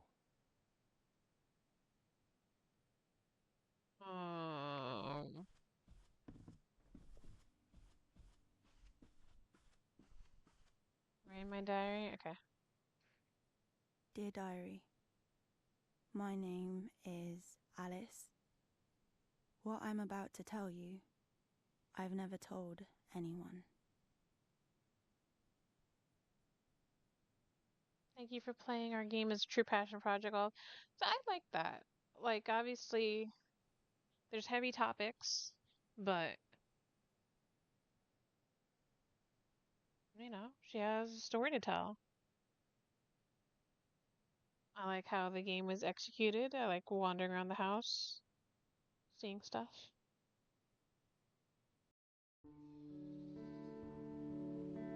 That was nice.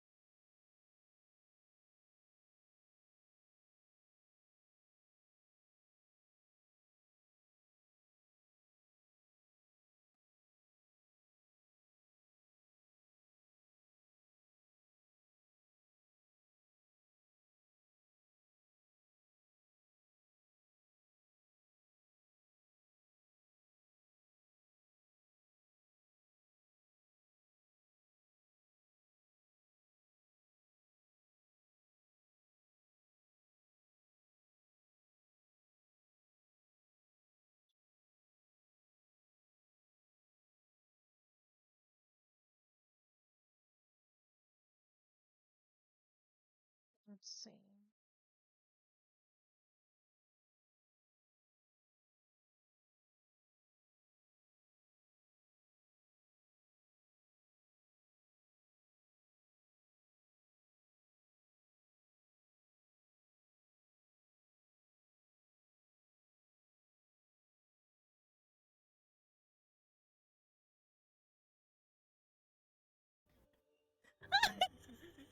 Oh, damn, it's loud.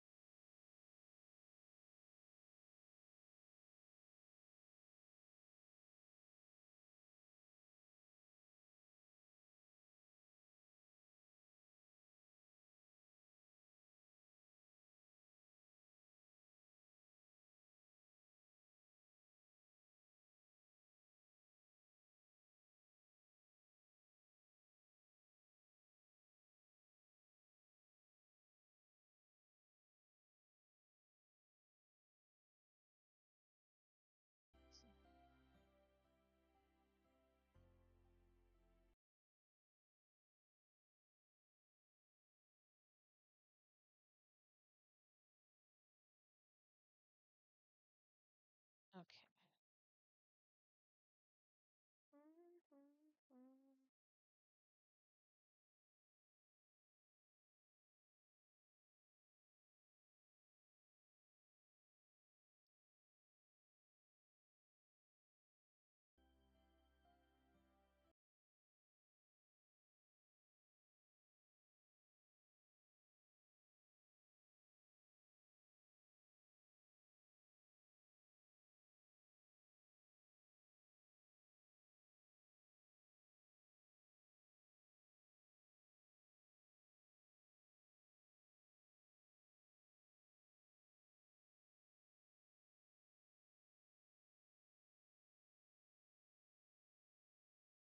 Okay, so I'm now looking at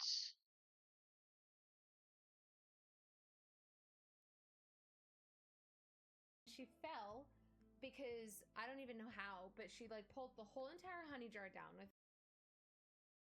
okay, we're gonna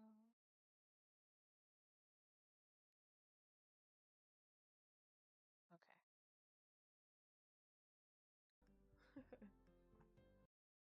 I wanted to make sure that they weren't ending. All right. Okay, so that's going to be my special showcase stream for tonight. Thank you, everyone, for joining. I'm going to rate off now. I was looking for someone else who was doing a woman-led game stream. Let's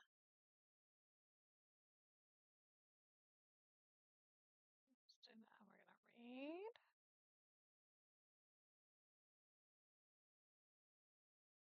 I hope everyone has an amazing rest of their night. Check out some of these demos on your own if anything looked really great to you. Wish listing goes a long way. And good night, everyone.